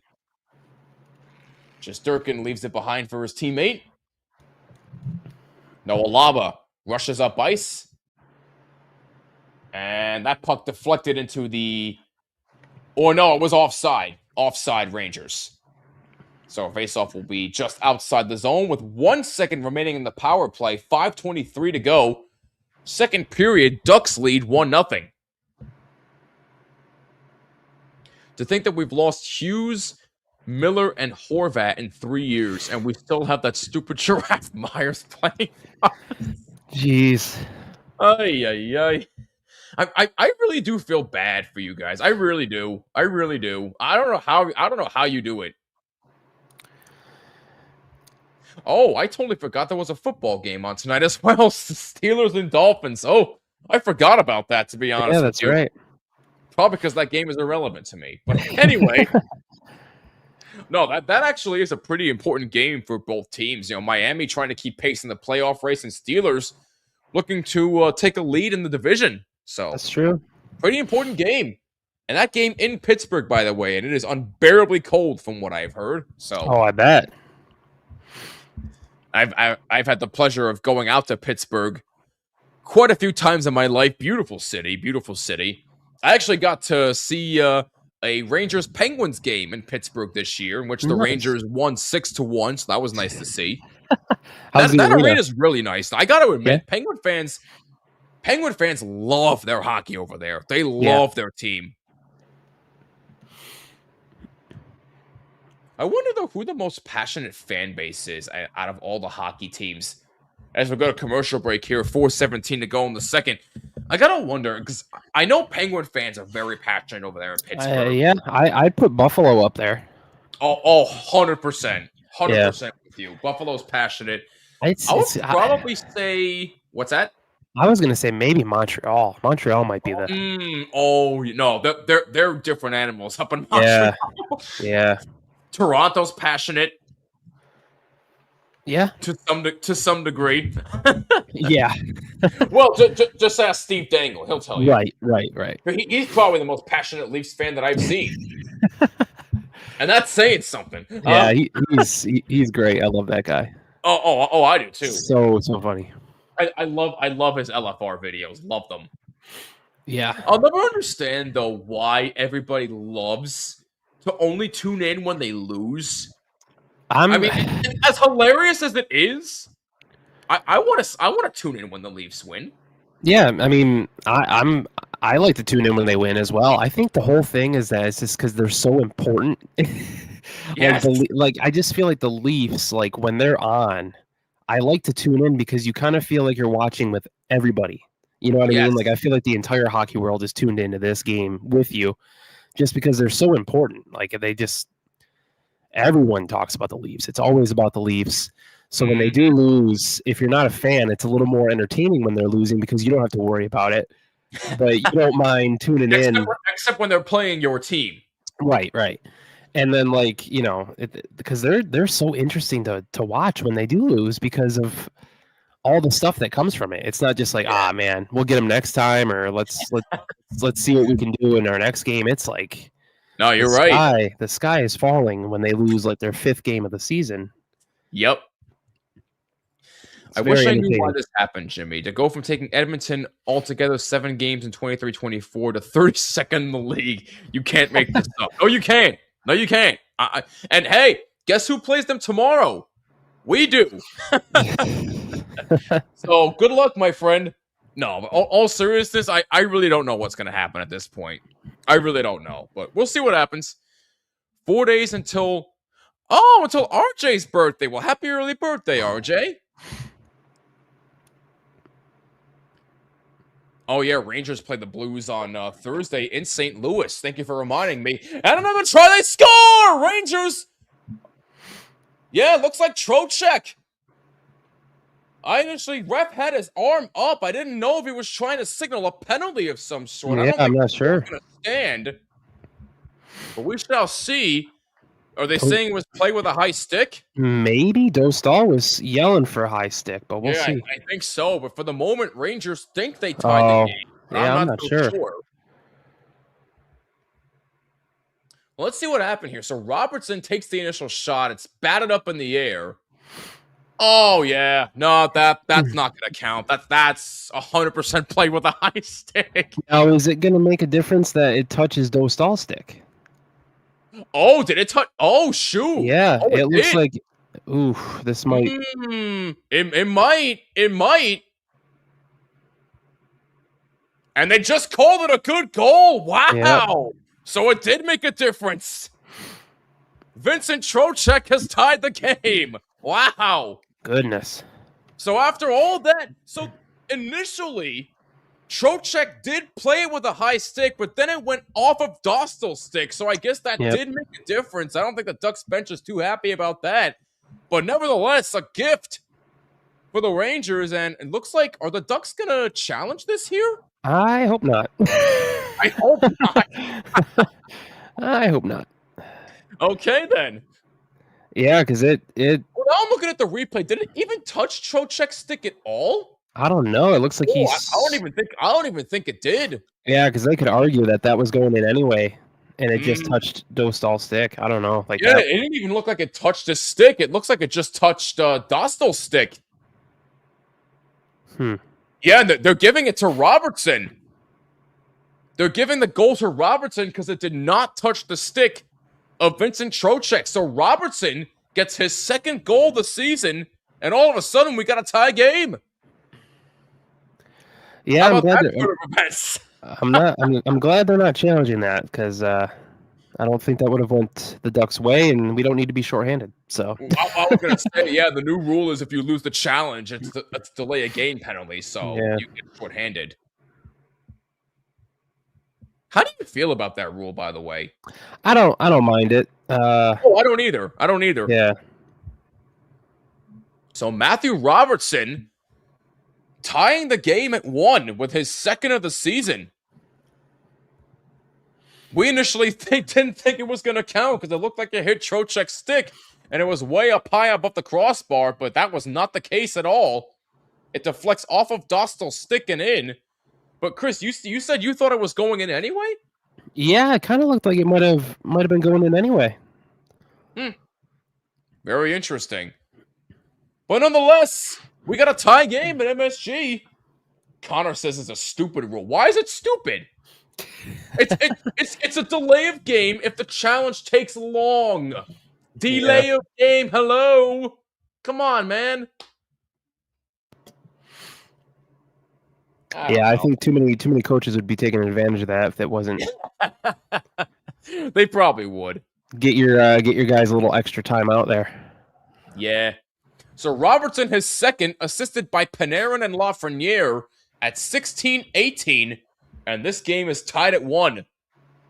Panarin with another point. Panarin's been on a little bit of a point streak, and Lafreniere getting his second point in as many games. And another penalty coming up, this time against the Rangers. So now the discipline factor is not there for either team, as now the Ducks will go on another power play. 2:35 remaining in the second. We are tied at 1. Because the coach isn't trying to intentionally delay the game. I get it, but even still, what do you want from me? I'm just a fan. I'm no rules analyst. What do I know? Whatever. It is what it is. All I know is that Robertson scored on the power play. The game's tied. I'm happy right now. Chris is not, so whatever. I'll really mess around. It's all love, man. It's all love. Yeah.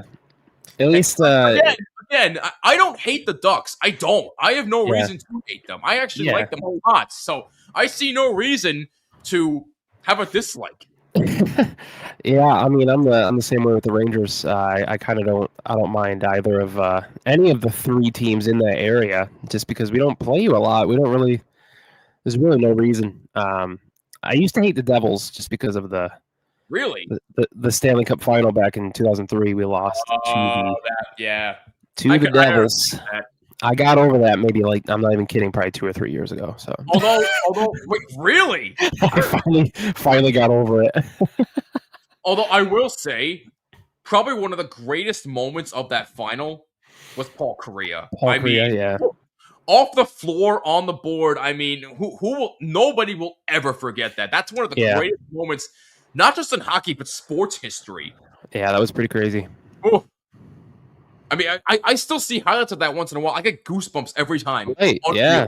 Watching that happen was crazy, too. And I was just a kid. I'm like, that was my favorite player, and literally looked like he died on the ice. It's like, Jesus. Now, I will say, though, had the Ducks won that series, I think that would have been one of the more pivotal moments as to why they won.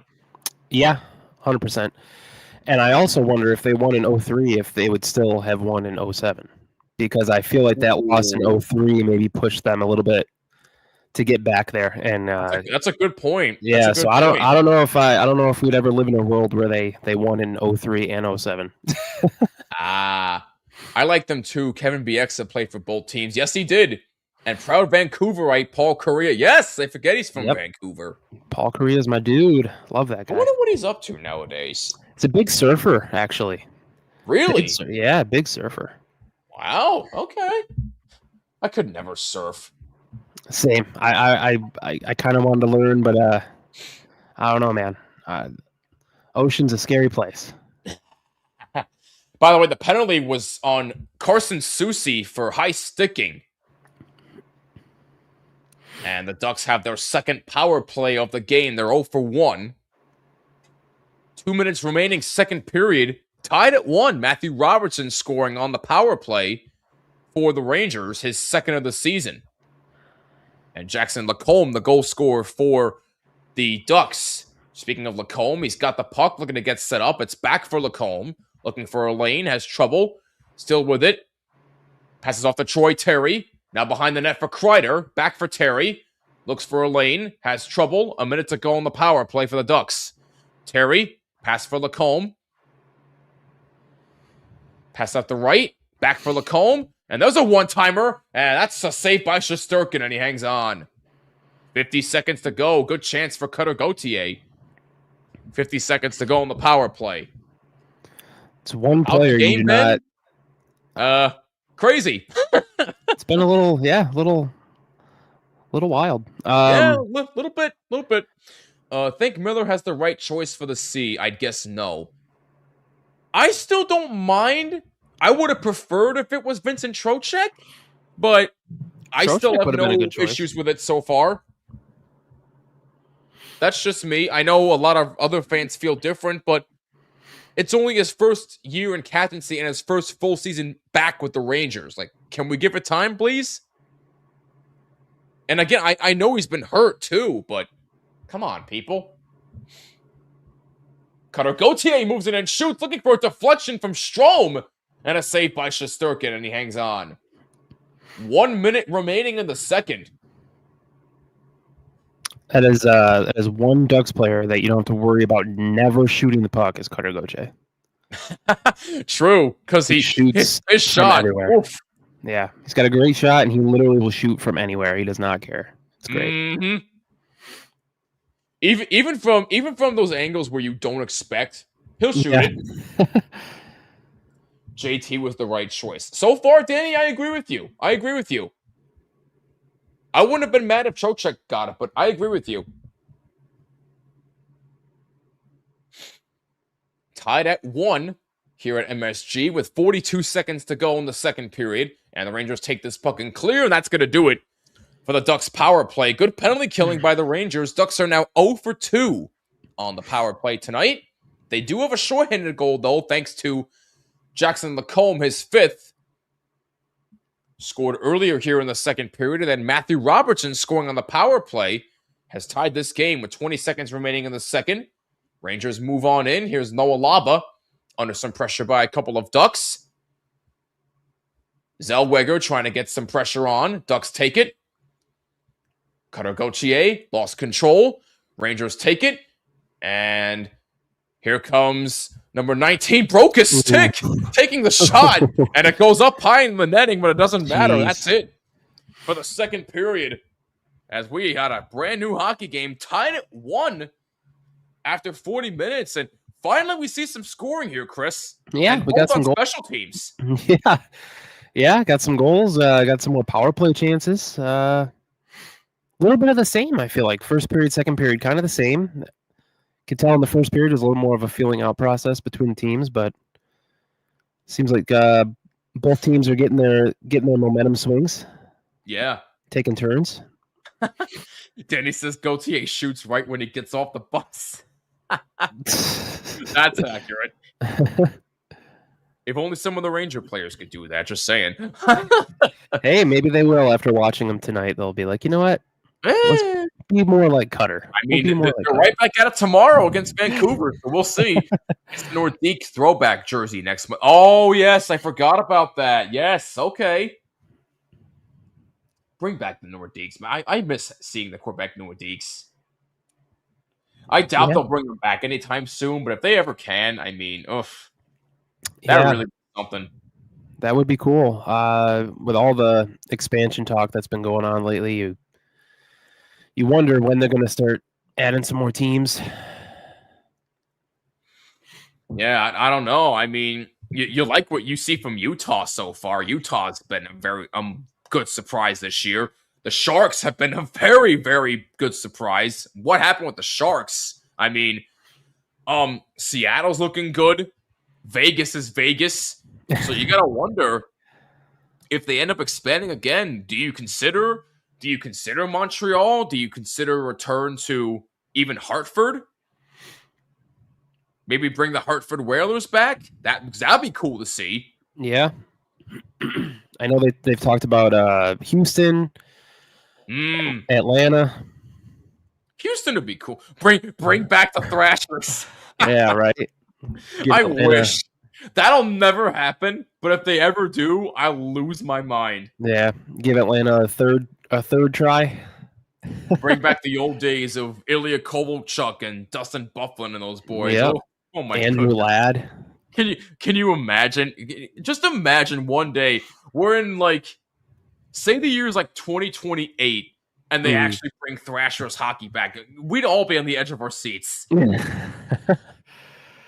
Yeah, we'll have to see. To be honest, I miss the Phoenix Coyotes. Yeah, I think we all do, but I don't think it was going to work out there for much longer.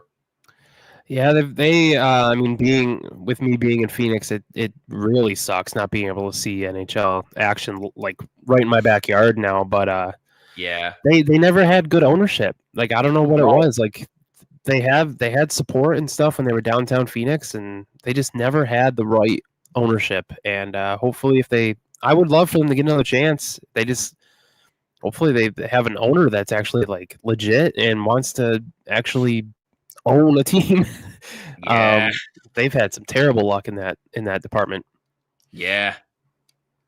When we talk about Buffalo and how bad their ownership has been, I mean, oh my goodness, Arizona. I mean, if there was any owner that needed to get their crap together, it was in Arizona. I had no clue what the hell they were doing, and they even they tried to make a stadium that fit 5,000 people work. That was never going to work. Yeah. What are we talking? You're talking about a college arena with an NHL team in it. What are we doing? Yeah. That was weird. I went to 2-3 games there. It was different. It was different. I'm sure. It's a nice arena for college, though. ASU's got a nice setup there. No, I have heard that, actually. I heard that arena's actually really, really nice. Yeah, that D1 hockey team there is spoiled. That's nice. Oh, I'm sure. Before we take another commercial break here, let's take a look at some out-of-town scores on the NHL tonight.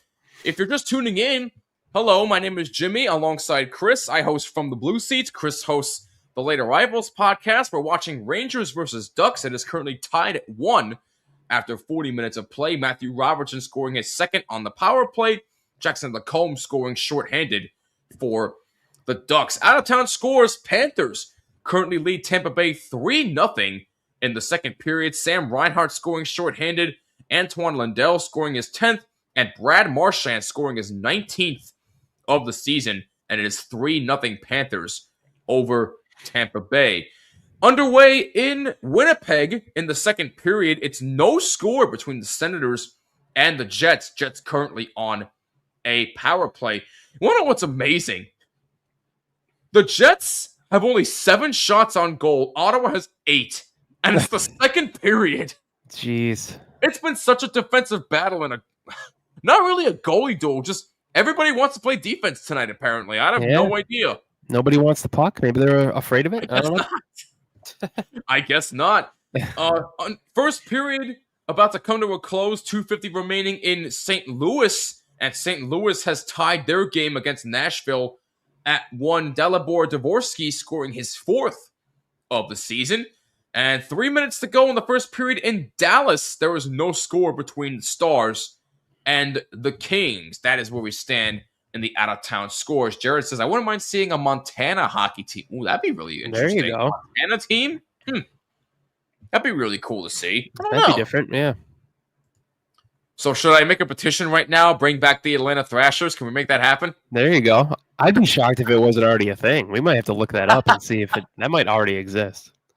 It probably does somewhere. I don't know. Yeah. If I can find it during the commercial break, I will. And if it doesn't exist, it doesn't exist. What can I do about it? But anyway, we're going to take another short break here. But when we come back, we will get you set for the third period of action. After 40 minutes of play from MSG, Rangers and Ducks are tied at 1. Don't you go anywhere. We'll be right back on THPN.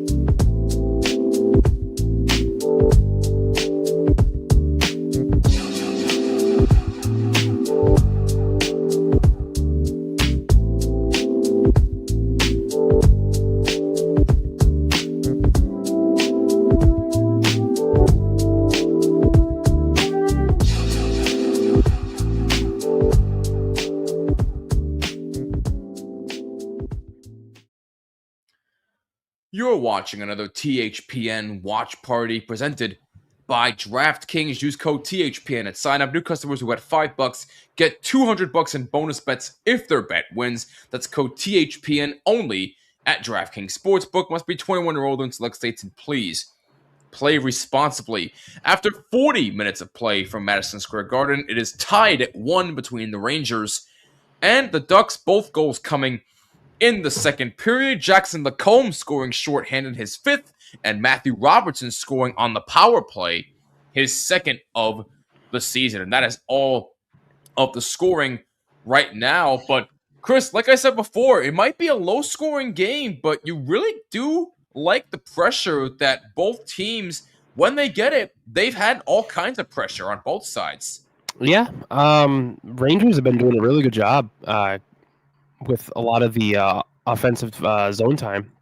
Would really like to see more from the Ducks on that front. Outside of the PK that they got their shorthanded goal, there hasn't been a ton of chances their way. They hopefully this intermission can they can get some more juice for the third period. Because I feel like the Rangers are going to come out swinging here, trying to finish this off. So the Ducks are going to have to try to keep the puck away a little bit more. Is there any player in particular that you want to see more from in the third period? I would say Leo Carlson. I would like to see him kind of take over a little bit more. He's been kind of struggling as of late. His points are there and everything, but I don't know. He hasn't been able to really get a lot of clean looks as of late, especially in that Devils game, and kind of carried into tonight. Haven't really seen him too much, so maybe a big third period from Leo Carlson would be pretty nice to see. For me, I'd probably say Sam Carrick, only because of the physicality side of things. I feel like he has not been there. He's kind of slowed down over the past month or so, even though I still think he's been excellent ever since he came over here, but over the last month or so, physical-wise, he has kind of slowed down a little bit, so I do want to see a little bit more from him, because he definitely brings the size, but with Rempe back, I do want to see him and Carrick kind of team up to lay the body more. And I definitely do want to see more aggressive shooting from the Rangers and more chances taken like Robertson did on the power play goal. Because again, good things happen when you put pucks on net. And you saw that we initially thought that it hit Vincent Trocheck's stick and it wasn't going to count because it was high above the crossbar. Right. But it turns out that wasn't the case, and deflects off of Dostal's stick and into the net. So the goal does count after review, and Robertson ends up tying the game. But that's the kind of chance that you want to see more of the Rangers taking, and that's what's been lacking from them all season. Yeah. Got to get that puck on net. Never know what could happen. Absolutely, 100%. We are just about ready to go in the third period. Rangers will play again tomorrow at MSG against the Vancouver Canucks, and the Ducks will be in Columbus tomorrow against the Blue Jackets. Now, who is your backup goalie again? I forget. Right now it's Ville Husso. So who's just going to play tomorrow, I assume? Most likely, yeah. Peter Mrazek was the backup going into the season. He's also injured. He got injured like maybe a week after Dostal got injured, so he's on like the same. Gotcha. Yeah, Okay. He also got like a 2 to 3 week timeline, so he's like a week away probably. All right, I gotcha. Yeah. Wow, apparently Panthers are pouring it on in Tampa. It's 4-1 Panthers over Tampa Bay. I was at Saturday Night Main Event. Oh, you saw John Cena's final match? Oh, I'm jealous. Oh, how was the atmosphere there? Laffy needs to get more shots. Yeah, I agree. Laffy does have a point tonight, but I definitely want to see him get more shots on net. Dan Steely, you score on 100% of the shots. You don't score on 100% of the shots you don't take. Exactly. So, more chances for both teams. Both teams need to get more scoring chances, especially when it comes to special teams. Puck is dropped, and we are underway in the third period, tied at 1. Shots are 22-18 in favor of the Rangers. What's going to be your key here for the Ducks in this third period, Chris? Zone time. They need to have more offensive zone time. No, I agree. They need to try and generate more traffic in front of Shesterkin and hopefully get more pucks on net. Same with the Rangers. I want to see them generate more traffic and help out Shesterkin as far as getting offensive support is concerned, because I have not seen enough of that all season. And speaking of Gauthier, he moves in and shoots in a save by Shesterkin. Already a good chance for Cutter Gauthier, who has been all over the ice so far in this game. Here comes Gavrikov moving up ice. And a one-timer by Panarin goes wide. Oh, how close can you get there? Panarin coming close. And now Robertson shoots. That's deflected up high and out of play. Already both teams getting some offensive scoring chances. So, hey, maybe they hurt us. Good start. Good start to the third here. Yeah. There was no John Cena. Sucks at all. Oh. Oh, man. I'm sure it was a nice atmosphere, though. They need to score more goals than the other guys. So Dan just wants to see fireworks happen. I get it. Hey, wait. I thought it was going to be much more high scoring, too. But that's not the case tonight, apparently. So, yeah, both goalies are looking really, really good. Yeah, so far. Just underway in the third period, Lafreniere had the puck, taken right back by Anaheim, now taken back by Panarin, and now it's cleared deeper in the zone by Anaheim. Shesterkin leaves it for Robertson. Robertson, who tied the game on the power play in the second period, gets it up for Lafreniere. Moves up. Nice move by Lafreniere, but couldn't get a clean shot. Good pressure, though, by the Ducks to negate that chance. Noah Laba trying to help out Lafreniere.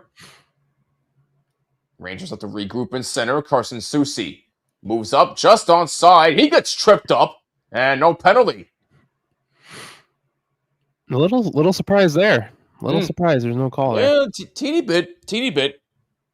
But they're letting the boys play here a little bit, so a bit surprising there. But we play on as first time seeing Urho Vakanainen on the ice for the Rangers, number 18, as Berard had that poke checked away from him. Gavrikov plays it. Now the Ducks regroup in center. Brett Berard moves up, and he gets knocked over by Trouba. The Trouba train coming through again. God, I miss that so much. I'm still calling the Trouba train no matter what. I don't even care anymore. Yeah. We know the Rangers are offensively challenged. Yes, they are. San Jose Sharks placed Will Smith on IR with an upper body injury, which sucks. He was on my fantasy team to say he's weak. Oh, ouch. That's tough. That's tough for the Sharks. That hurts. Will Smith's having a career year. That hurts. Definitely wish him well. But Macklin Celebrini, though, I mean, whew, my goodness. That dude's ridiculous. He's playing like he's a veteran. Right. And he's what, 19, 20? 19, yeah. Unbelievable what he's doing. So how do you like Sam Carrick as a Ranger? I think he's been excellent. I think he's been really, really excellent. I think that's been one of the more underrated signings for the Rangers. He's a guy that's not going to score much, but he brings a lot of depth, a lot of physicality. Even though he's kind of quieted down over the last month, I really think that has been a sneaky good signing for the Rangers. Yeah, he was really well liked with the Ducks. So, yeah, for that same reason, he was with the Ducks at one point. When was that? Yeah, a couple years ago. Saved by Shesterkin, and now a penalty coming up here against the Rangers. What's this on? Is that a hook? What was that? Not sure, but Trocheck's not too happy about that, as looks like it's going to be...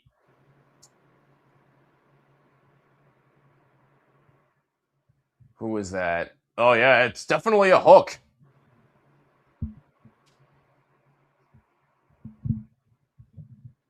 Will Borgen, 2 minutes for hooking. So Borgen gets the penalty. So the Ducks will have their third power play of the game. They're 0 for 2. A little bit of a weird one. He got Cutter's hands a little bit there. Got the wrist, but yeah, a little bit. Didn't seem like there was a ton there to call it, but yeah, interesting. Senators and Jets are tied at 1. Will Smith, Macklin Celebrini, and oh yeah, Toffoli too. Toffoli's having a really good year. I have an old school Worcester Sharks jersey from the AHL before they moved to. Oh wow, you got one of those. Who's on the back? Anybody, or is it blank?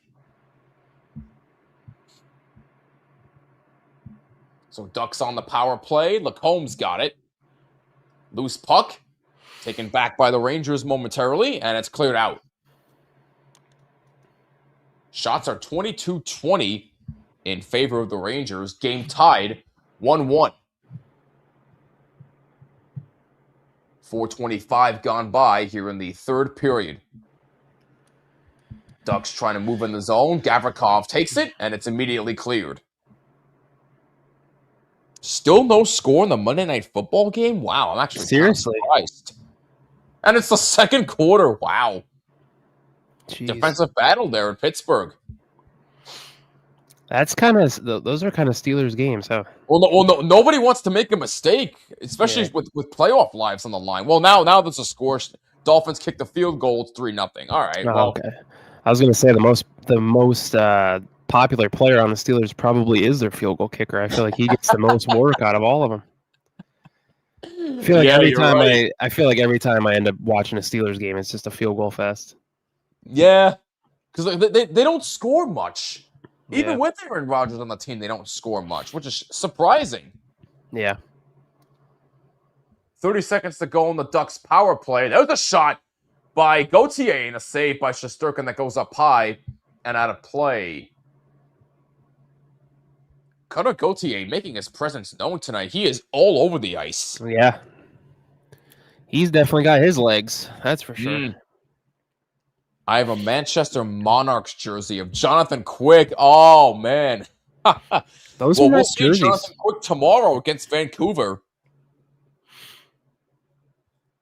Have any of you guys ever watched Urinating Trees, San Jose Sharks, A Legacy of Failure? Yes. Yes. I haven't seen that one, no. No? Oh, no, man. I haven't. You got to see it. You got to see it. I dislike the Sharks. It's one of the greatest things you'll ever see. I dislike the Sharks. They're a fun rival to have with the Ducks, but I haven't got around to watch that yet. That's one you gotta check out, man. I'm telling you, you're in for a treat. Wow. And there's a shot. Score! Gauthier! Deflected in! Gauthier finally gets it in! And the Ducks take a 2-1 lead. Wow. That was a beautiful shot by Cutter Gauthier.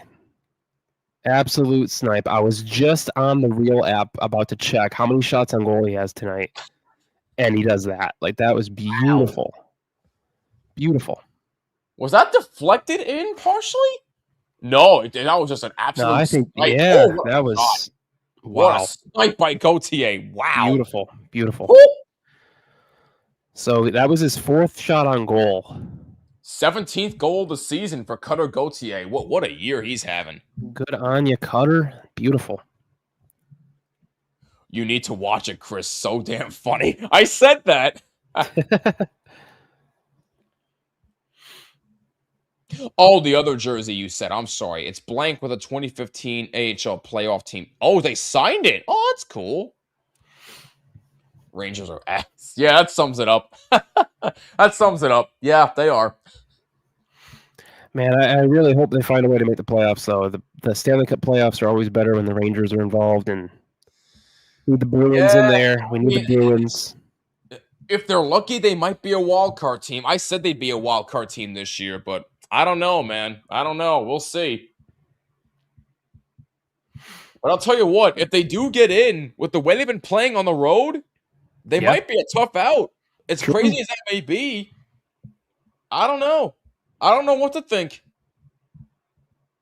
Yeah, they're world beaters on the road, but yet at home, they're not good.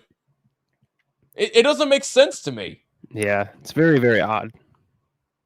That's selling it short. Oh, an elite pass for JT Miller and a save by Dostal. JT Miller coming close right there off a beautiful pass. And Dostal came up tall and made the save. So Cutter Gauthier with his 17th goal of the season has given the Ducks a 2-1 lead here in the third period with 12:40 to go. Man, how about the Maple Leaf losers? Oh, come on. Let's be Yeah. fair to Toronto. We got Cutter Goche and Leo Carlson both RFAs at the end of the season, so they Yeah. are going to get paid, and they are both like leading the way for the Ducks offense. So You think they'll pay them both or one or the other? they got it. They got to pay them both. Okay. You trade Zegras. We're kind of.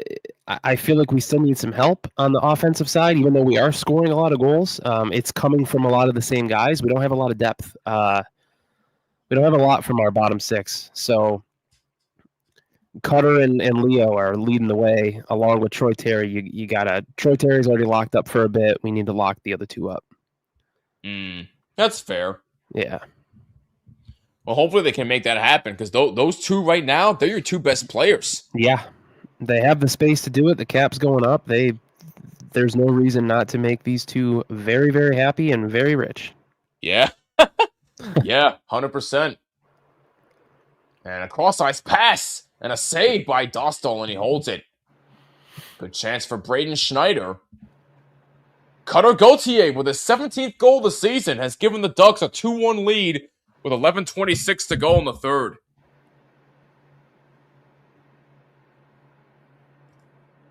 Igor is a sellout. How? Again, it's not all his fault that his team sucks. So I don't know what you want me to tell you, man. I really don't know what you want me to tell you. Rangers make scoring goals look hard, and yes, they do. Yes, they do, because they're too hesitant to shoot. That's why. Your Yankees and my Red Sox have done nothing for free agency. Not yet, at least. Not yet. I keep hearing the Yankees might be going after Bo Bichette from Toronto as their shortstop. I don't know how true that is. Really?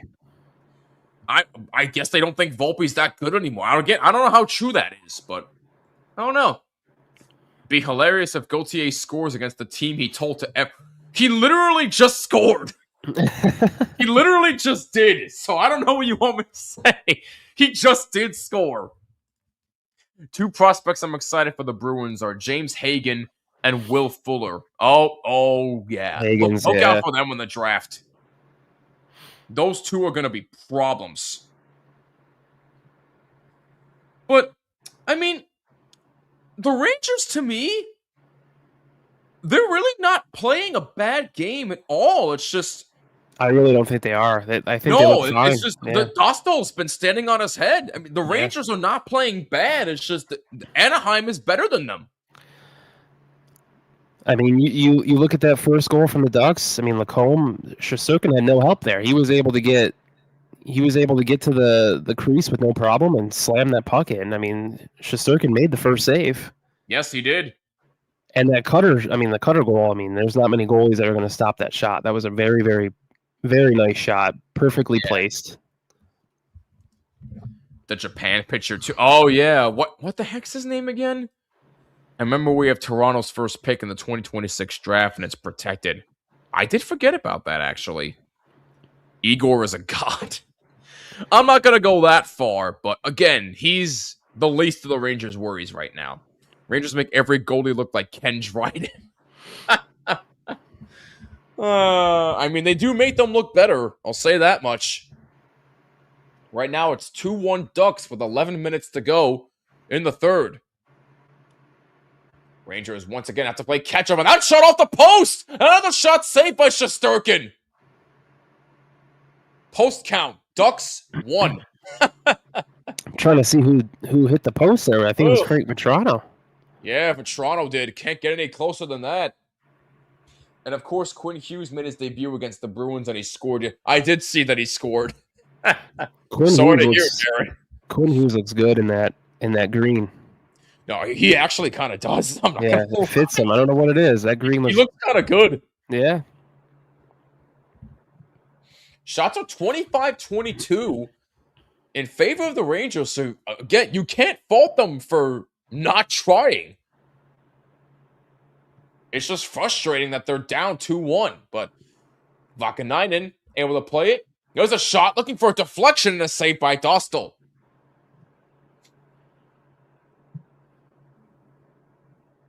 Under 10 minutes remaining, third period, 2-1 Ducks. To be honest, I want to see Chris Kreider score. Hell Again, yeah. that's the one I'm anticipating. But we shall see. Let's get it. Gauthier, have you forgotten who drafted him? That's who I refer to. No, I didn't forget. You don't need to remind me. Thank you very much. Bring up bad memories. My goodness. Connor, I love you, but I don't know, man. No, it's all love, Connor. You know I love you around here. We all love you. Well, we have a minute. Be sure you follow us on all social media, by the way, at HockeyPodNet. Social medias are down below. Yes. And we thank you for that. And make sure you leave a like, leave a comment, and subscribe right here on the THPN YouTube channel if you have not done so already. Yes, the Rangers drafted him, Jared. That's why I'm so mad. No, they did not do the trivia question yet. So hopefully we'll get our answer later on in this third period. Here comes Sam Carrick, still with the puck, takes a shot that's blocked in front. Again, the question was, who's the only Ranger to have more overtime goals in a season? JT Miller has, how many does JT Miller have, actually? I want to look that up before. For Rangers fans in the chat as well, was Marian Gaborik a big OT guy? I forgot about Marian Gaborik. That would be my guess, but I don't know if he. I don't know, but I think that would be my guess. I could be way off though, but I feel like he was a problem. Yeah. I thought it was. Oh wait, no. Wait, did the Flyers draft? Hold on a minute. I need to go to ChatGPT. Stand by. Who drafted Cutter Gauthier? Cutter Gauthier was a top NHL prospect, drafted 5th overall by the Philadelphia Flyers in 2022. Thank you. So I stand down. I apologize. Zibanejad has quite a few. Oh, yeah, Zibby does too. Oh, making it interesting in Tampa. Panthers 4, Lightning 2. Mm-hmm. Making it interesting. Speaking of which, let's take a look at some out-of-town scores around the NHL right now. Little updates for you. As we said, Panthers 4, Lightning 2. Max Crozier with his first, and J.J. Moser with his third have made it a 4-2 game. Jets lead the Senators 2-1. Neil Pionk, former Ranger, scoring his second of the year, and Logan Stanley scoring his 6th of the season. Predators have a 2-1 lead over St. Louis. Michael Bunting scoring his 9th of the season. And there is still no score in Dallas between the Stars and the Kings. And that game is in the second period, just 5 minutes in. Thoughts on Will Cooley? You're talking about this season? Little bit disappointing. Not going to lie to you. A little bit disappointing, but he has been playing a little bit better. I've always liked Will Cooley. I really do like him, but he has been a bit disappointing to start the year. But I really do hope he picks it up. I hope he does for you guys too. I like him. Yeah, I actually I had met him a little over, I think, a year ago. He was over at a local brewery near me, and he was very, very chill to talk to. Really, really nice young kid. Nice. And he's got a promising future. He really, really does. Just he played himself in a 2-year extension that kicked in this year, and so far a little disappointing, but I think he'll get there.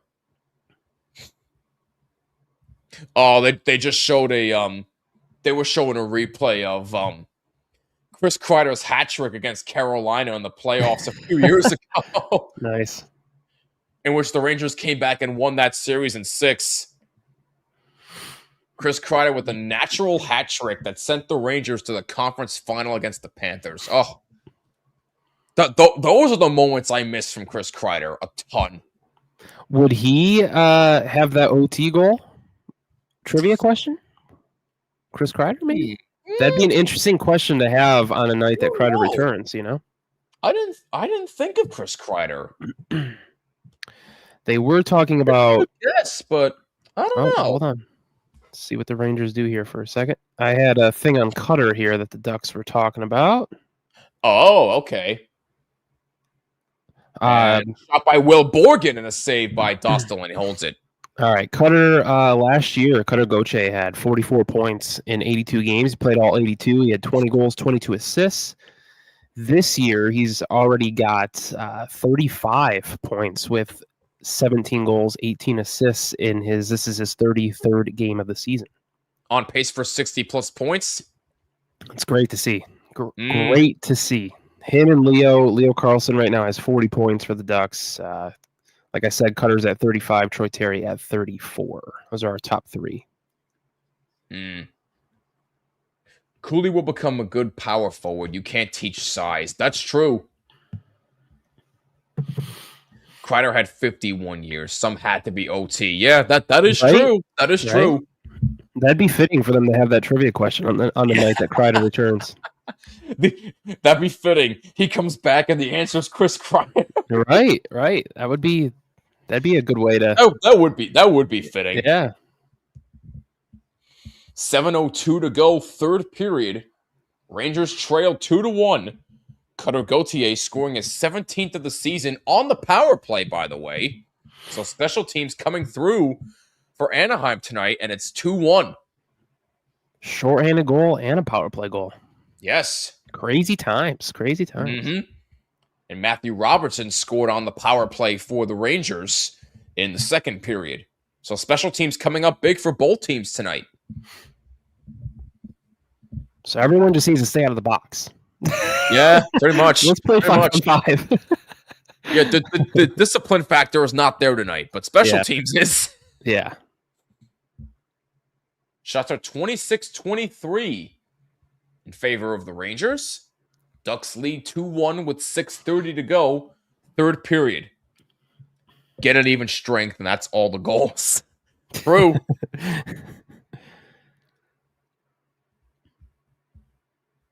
Anaheim tries to move it up and dump it in the Rangers zone. Gavrikov able to take it.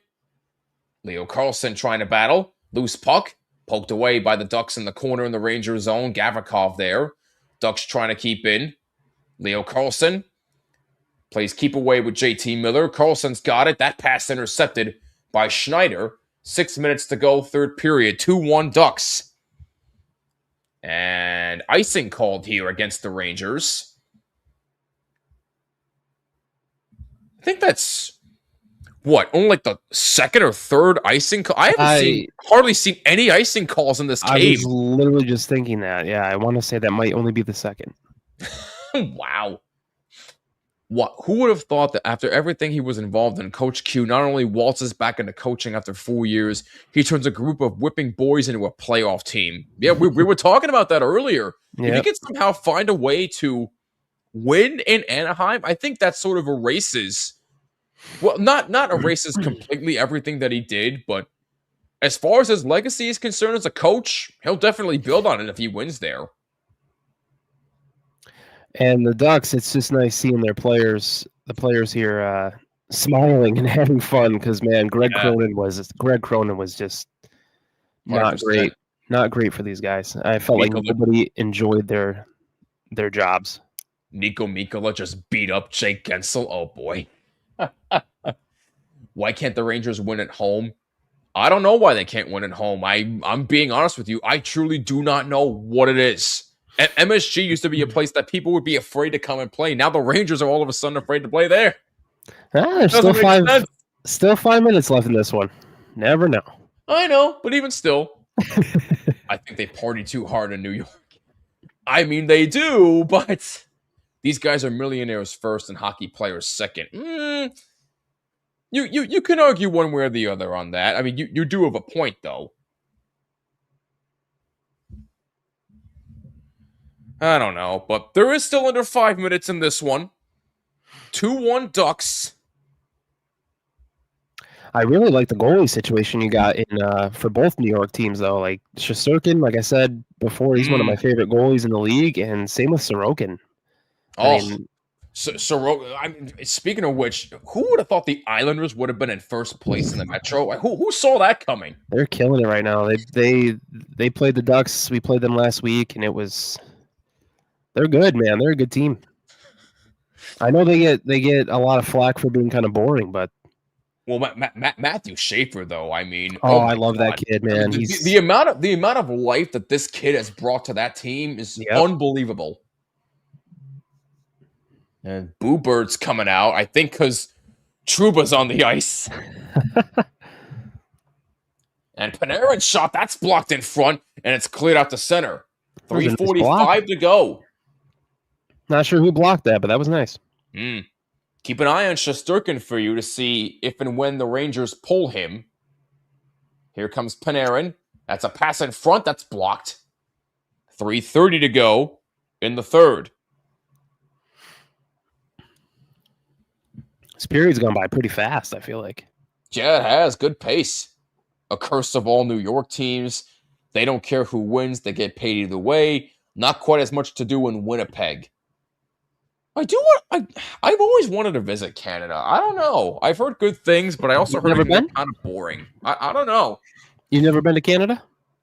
No. My sister has, though. Yeah. Actually, it's kind of funny. My sister went, cause she went to college at Duquesne. They went on a choir field trip to Canada literally a month before the pandemic hit. Oh, wow. So talk about impeccable timing. Right.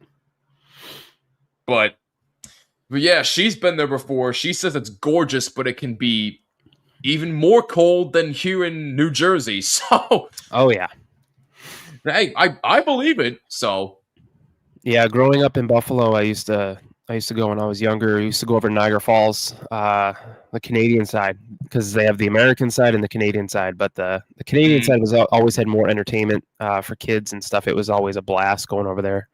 I want to see Niagara Falls so bad. Yeah, it's beautiful, man. You definitely should. If you can get to the Canadian side, I recommend staying on the Canadian side and checking out the falls there because it's so much fun. There's a street called Clifton Hill on the Canadian side. It's got everything. It almost reminds me of like a Vegas, but not like all casinos, but just entertainment on that one strip of road. It's really, really cool. It's a lot of fun. Take your word for it. Yeah, I've been to Toronto a couple times. Went to a Blue Jays game. Oh, how was that stadium? That was cool. I was really young, so I know it got like a facelift recently. Hang on one sec, Chris. I'm going to cut you off, but we have the answer to the trivia question. JT Miller scored a second OT goal of the season. Who was the last Ranger with more overtime goals in a season? We had Rick Nash as a guest. We had Marian Gaborik. And Marian Gaborik is the answer with 3 dude. in 2011 and 2012. Got that. How about that? Good on Chris. He said Marian Gaborik. He got it. Coming into enemy territory and getting your trivia question right. That's what's up. Hey, that's good on you, man. I totally forgot about Marian Gaborik. That's shame on me. I should have known that.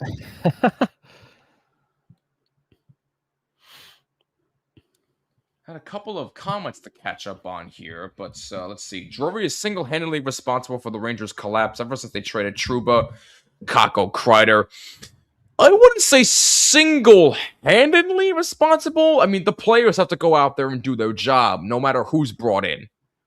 But is Drury a bulk of the blame? Absolutely. I'm not denying that. The ballet is wonderful on the Canadian side. Panthers 5, Tampa 2. So Florida adds to their lead once again. Oh, touchdown Steelers 7-3 at the half. Benton, Niagara Falls, well worth the visit. Yes. Oh, everyone's giving you props. Well done, Chris, on the trivia question. Nice. I need to contact NSG. Need to let them know. About Rick Nash. That was my guess, Dan. I had said Rick Nash before, but turns out it's Marian Gaborik. Yeah. Rick Nash was a good guess, so I definitely... No, it was a good guess. Well, meanwhile, 2:35 remaining in the third. We'll keep an eye on Shesterkin for you. Rangers trail 2-1. Troy Terry, pass up the middle for Granlund. Now Gavrikov takes it away. Rangers look to move it up and look to get their goalie to the bench for the extra skater, Johnny Brodzinski. And it was offside. Rangers need a goal, need the win points and fantasy. Oh, you have him on your fantasy team? Oh, wow. Okay. That's a good pick, though. I'd have Shesty on my fantasy team. I have like three. Him and what other goalie would I have? I'm in 3 fantasy leagues, to be honest with you. Oh, are you? Yeah, it's kind of hard to keep track sometimes. I won't lie, but wow, it's fun. It's fun. I do have Shesterkin in one of them. I can't do fantasy sports anymore. I mean, with the amount of stuff I have going on, I don't have the ability to keep up anymore. I mean, but between this, my actual job, and a bunch of family stuff, I don't have time for fantasy sports anymore. Yeah. Prediction for tomorrow: Rangers win, Canucks win. Rangers got to have that one, right? If the Rangers don't win, there's going to be an issue. So I am definitely going to say the Rangers win, but it's going to be a close game. I'm going to say 4-3 Rangers will win tomorrow, Connor, against Vancouver. Reinhardt is just blowing it up right now with the points I have. I love it. Good call on having Reinhardt on your team. I like that. I'll throw in my prediction for that Rangers game. I'll say that they win 5-2. 5-2 Rangers. 5-2 Rangers. Okay, all right. Yep. Got a lot of faith. I've seen enough Canucks hockey where I'm like, I don't know about these guys. Oh my goodness! 1:10 to go in the third. 2-1 Ducks. Keep an eye on Shesterkin. Rangers keep in the zone. Gavrikov has it. Rangers net is empty. Extra skater on. 1 minute to go in the third. Panarin's got it. Now JT Miller. It's a shot. Saved by Dostal. And Ducks will take it and clear it out as far as center. Rangers net is still empty. Got to get Chris Kreider out there. If only. Gavrikov with it. Ducks take it and clear out again. Bluebirds coming down from the Garden. Big surprise. Here comes Lafreniere. Cooley plays it around. Trocheck. And the Ducks will take it. And Carlson gets it for Gauthier, and he scores. And that'll do it. That's my boy, Cutter. Cutter Gauthier, his second of the game. Nicely done. Steals the deal. And it's 3-1 Ducks. Nicely done. Was And a little bit of a... Chris Kreider and Jacob Trouba did not score a goal, but Trouba did get a point. Trouba got a point, yeah. But neither Kreider or Trouba scored. I'm actually kind of surprised at that. I thought it would have been some sort of revenge game for both of them. Right. Especially with the power plays, the Ducks on the power play, I thought for sure Kreider would find his way in there. I agree. I get Demko and Igor, so we're losing no matter what. Well, Quick's playing tomorrow, so you're not seeing Igor. But whatever, it is what it is. So 3-1 Ducks, and it will seal the deal right there. Another pass in front, and they score again! With 2.9 seconds to go, Pavel Mintyukov makes it 4-1. Beautiful shot. Wow. Well, let's add salt to the wound here. Wow. Now the Ducks will really seal the deal, and believe it or not, this will be the Ducks' first win at MSG since 2013. Wow, that's insane. You really could not make that up, even if you tried. Unbelievable. One last face-off, and that is your game, as the Anaheim Ducks beat the New York Rangers 4-1, and Shesterkin is not a happy camper, slamming his stick down on the floor. And quite frankly, I do not blame him one bit. Yeah, it's too bad. He played a really good game. But unfortunately, it was not enough. As once again, no offensive support for Shesterkin, and the Rangers once again falter at home. And now they got to come right back here again tomorrow to play a now Quinn Hughes-less Vancouver Canucks team. So Rangers got to rebound very, very quickly here. Very quickly.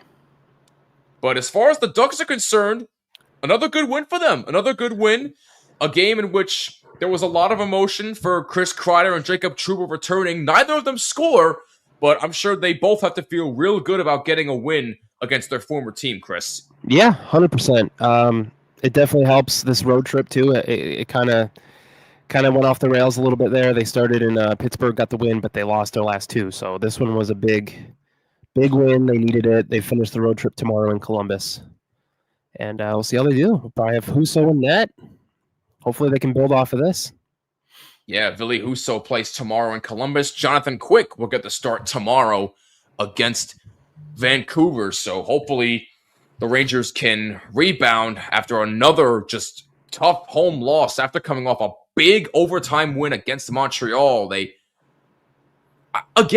really don't think they played that bad of a game. They just couldn't score. Other than Robertson, there's just no, they tried, but I think the biggest difference was Dostal. He really stood on his head 100%. tonight. He did, yeah. It's too bad for Shesterkin because he played really well. It sucks that they couldn't get a point out of it. You hate to waste, good goalie starts, but yeah, Dostal was outstanding, and that's just what he does. He's been on a rock for a while now. So when he was hurt, that's why there was a lot of panic, and we were worried that we were gonna start to nosedive in the standings. But glad to have him back, and he's right where he left off. It's nice to see.